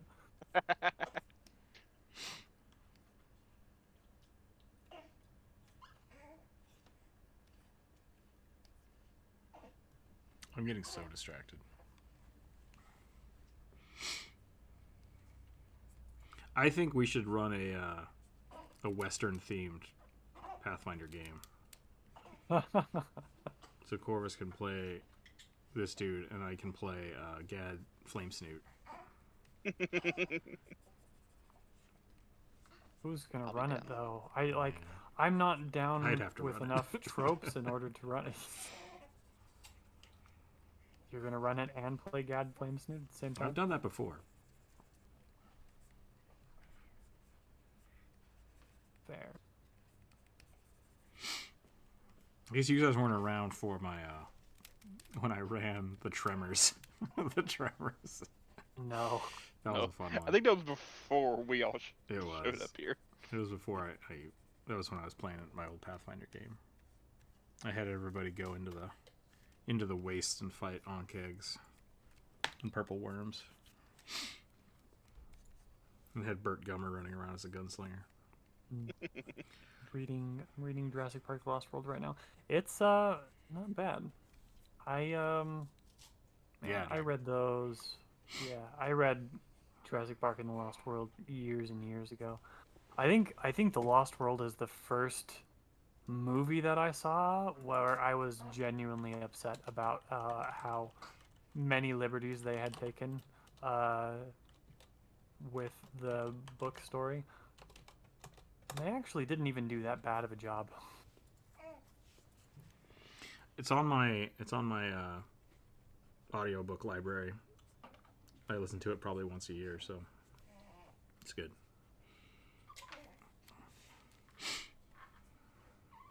Yeah, Michael Crichton is not a bad author. I just got Congo. I just bought Congo. That one was a weird book. I've listened to the first chapter twice now because I can't follow it. Because it's just like monkeys. And then King Solomon's Mines. Yeah.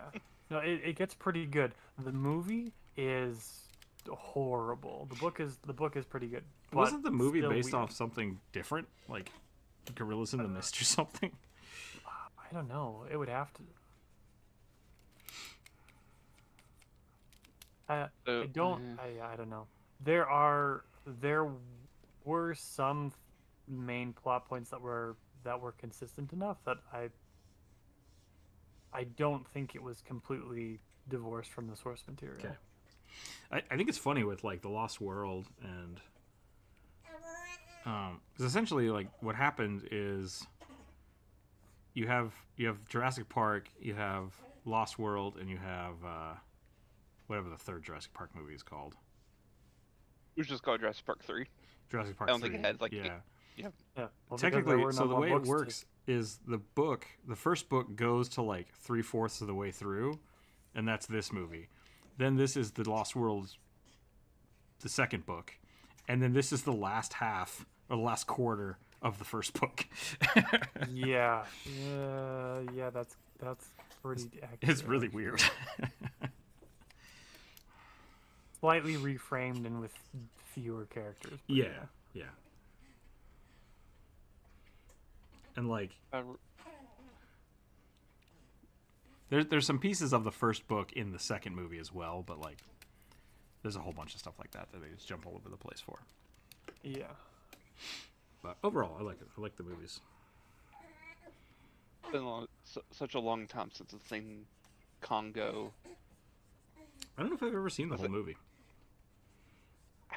It was one of like my more favorite movies to watch when I was younger, but it is a weird movie looking back on it. It's like the end is so out there. laser beamed.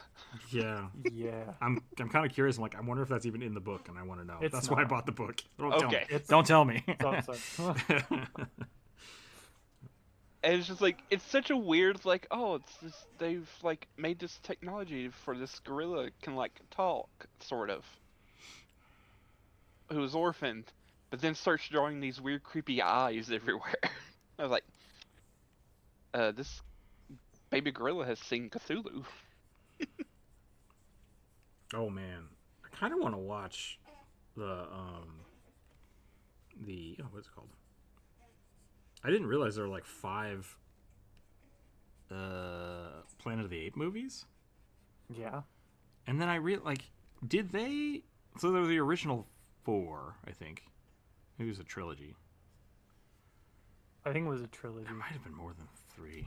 It doesn't matter. There were the original movies made in the 70s. There's a lot. Yeah. And then I think they've remade it, and then I think they remade it again, and that's what the new ones are. Is that right? Is there a weird random Planet of the Apes film in there, or is this first one part of the new series? All right, so there was so you have the 70s ones. Yep, with what's his name? Ben-Hur. No, not Ben-Hur. Richard Chamberlain? No. Or no, not Chamberlain. Charleston Heston. Charleston Heston. Yeah.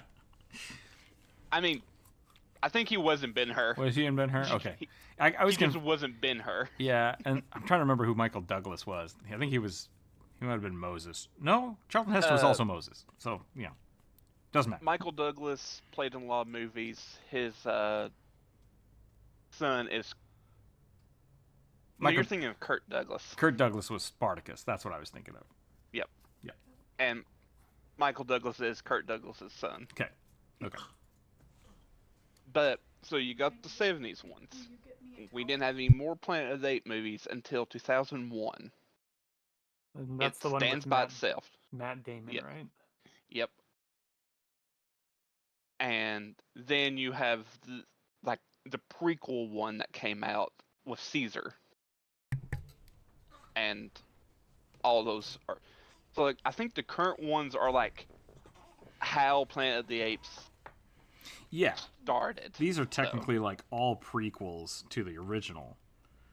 Mm-hmm. Sorry, I had to step away for 1 second. Did we figure out if there was a weird one-off, or is that just the first one? I think the weird one-off one is Planet of the Apes of 2001. Because it's just like... It's just its own thing, and it's not part of the new stuff. Yeah, Yeah. Okay, that's what I think that's the only one I've watched. because it's like It's got like never, a spaceship in it and stuff. yeah, Yeah. it's like, That- is this like a that's Matt separate Damon. planet, or is this just him time traveling back? Right. Because I was really confused, or time traveling forward. Because that was kind of the Yeah, I premise of the was original movies. Like, you weren't sure for a Yeah. long time. Yeah, You did it. You blew it up. But, and then he like goes back, and then like everything is monkey.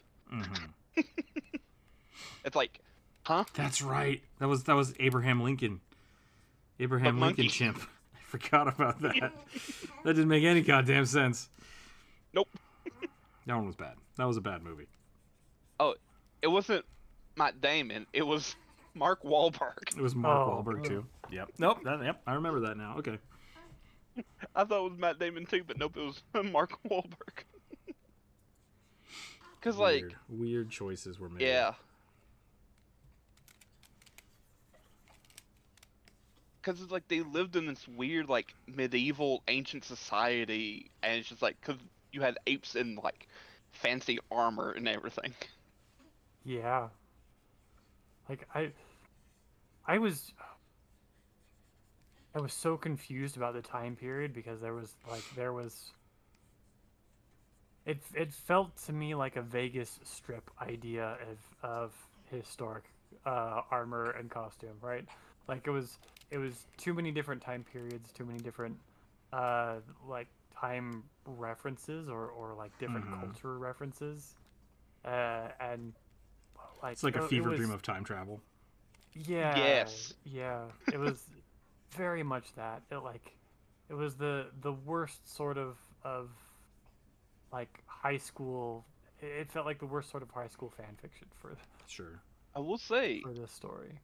practical effects wise, like It was- prosthetics it and was- everything, top notch. Yeah. Yeah. I remember it looking really good, and I just remember being really mad when I left the theater. I was like, the Yeah. fuck I think is that? the only one I'm really disappointed in is like the one female ape lady. Looked way She's too just like- human. Yeah, Well, yeah, because you've got to make it there be romantic tension, and you can't have bestiality. So which I think she was played by Helen Bonham Carter. Who's that? Name Which sounds is- really familiar. She played Bellatrix in Harry Potter, the crazy Oh, yeah. Okay. witch lady. Tim Burton's favorite Yep. actress.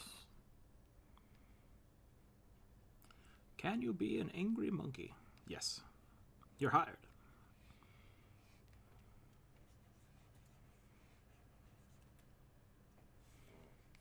Yeah, I feel like if I typed in Planet of the Apes movies, I don't think Google could give them all to me. there's a lot. Stack There- overflow. That's Planet of the Apes is really weird to me because it's one of those that like it's definitely a cultural phenomenon, right? Like it's in the cultural zeitgeist. Everybody knows about it, but I forget about it all the time. I was talking to It Jump. really does not mean much to me, despite its. I feel like it's kind of the same thing with like the original Blade Runner. Like Yeah. when the movie came out, it was very influential and it became kind of like its own cultural meme for a very long time. But the movie itself is not great. Like they're not super good. Blade Runner is amazing for what it is when it was made, and like if you love movies and cinematography, watch Blade Runner. It's great. But if you just want to sit down and have like a romping good time, it's not good. It's not good for that. It's kind of the same thing with 2001: A Space Odyssey. Like there are things that are like quintessential importance to us as a culture making films, and Yeah. while they still hold up if you watch them, they're not good to just watch. Like you have to kind of be watching them for their own thing. Yeah, apparently they're based on a French novel. Planet of the Apes? Yep. Interesting. I didn't know that. So there are 5 original movies Okay. from 68 to 73. There was 2 TV series. Planet of the Apes TV series, and then Return to Planet of the Apes animated series. Weird. What happened to And then there was a remake film, which that is the 2001 movie. Did they remake Mastermind? Or Megamind? I don't think so. Yeah. What are you talking about, Drake?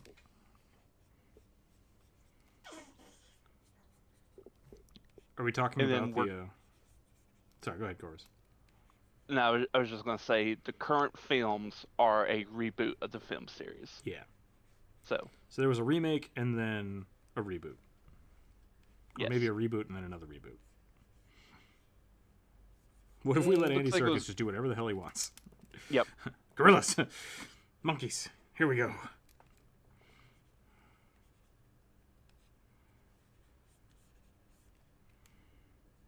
Oh, God. I looked up the Return to Planet of the Apes. It's like one of those 1980s, like, or mid-70s cartoon shows. So it's like Johnny Quest. Okay. Or Thundar the Barbarian. The interesting thing about the first movies is, like, the prosthetics were great. Like, for just being, like, latex masks, they were really good.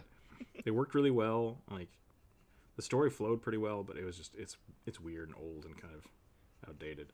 So I'm glad they're remaking them, but I haven't gotten the gumption up to actually, like, the story itself wasn't interesting enough that I cared to watch it again. So it's like, I get it. Who knows? It feels like one of those. It feels like the sci-fi version of, like, The Godfather or those, like, Italian mob movies. It's like you watch them not because so much that you enjoy them, but because of, like, the legacy that they have. Exactly. Yeah. I think the new Blade Runner is really good, but they very much kept that same, like, it's very cinematic, it's very visual, it's just visual storytelling, and it's very slow. I think you almost have to watch the first one to really get into the second one, which is a bummer because a lot of people just won't sit through the first one because it's so slow. But they're like I said, if you want to get into film or, you know, special effects or cinematography, they're definitely worth watching. And it's kind of a weird thing. Yeah. It's like you would watch, like, the Planet of the Apes as part of, like, a film study in a college course. They're very good academically, but you could make them way better nowadays.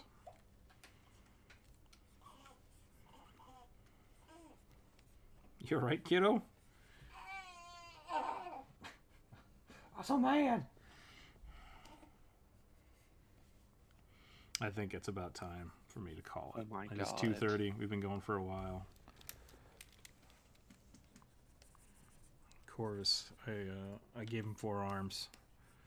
Oh, thanks. There's a lot more we could do with that, but I think I need to call it there. So, yeah, that's all I got. We'll be back on Friday. I might be around tomorrow to do I really want to work on the emotes. If I can't stream tomorrow, I might just work on them in the Discord. Who knows? Wisdom of the day, don't pet burning dogs. If you get that reference, awesome. If you don't, I'm sorry. Since we're talking about movies, I was wondering what you thought of the new Megamind movie. Yeah, is there a new one? I didn't know there was a new one. Because that's something like Dreams movie, right? With the giant weird dude with his big head and his goldfish friend. I like the goldfish. The goldfish is really, really cool. Oh, apparently there is Megamind versus the Doom Syndicate. Bad guys don't have to be good guys. That's all I'll say. Yeah, who knows? There we go. Okay. Thanks again, everybody, for hanging out. We'll be back tomorrow or Friday. If your stuff could not get drawn today, feel free to just hang out, and maybe it'll get drawn on Friday. And if not, we'll have it next week. So it is what it is. Aside from that, I got nothing else going on. So blah, blah, blah, blah, blah. Cancel that. What am I doing? I'm trying to make everything work. Yeah, I don't know. Okay, so that's all we got. Thanks again, everybody. Stay happy, stay healthy, keep your dice on the table. We'll catch y'all next time.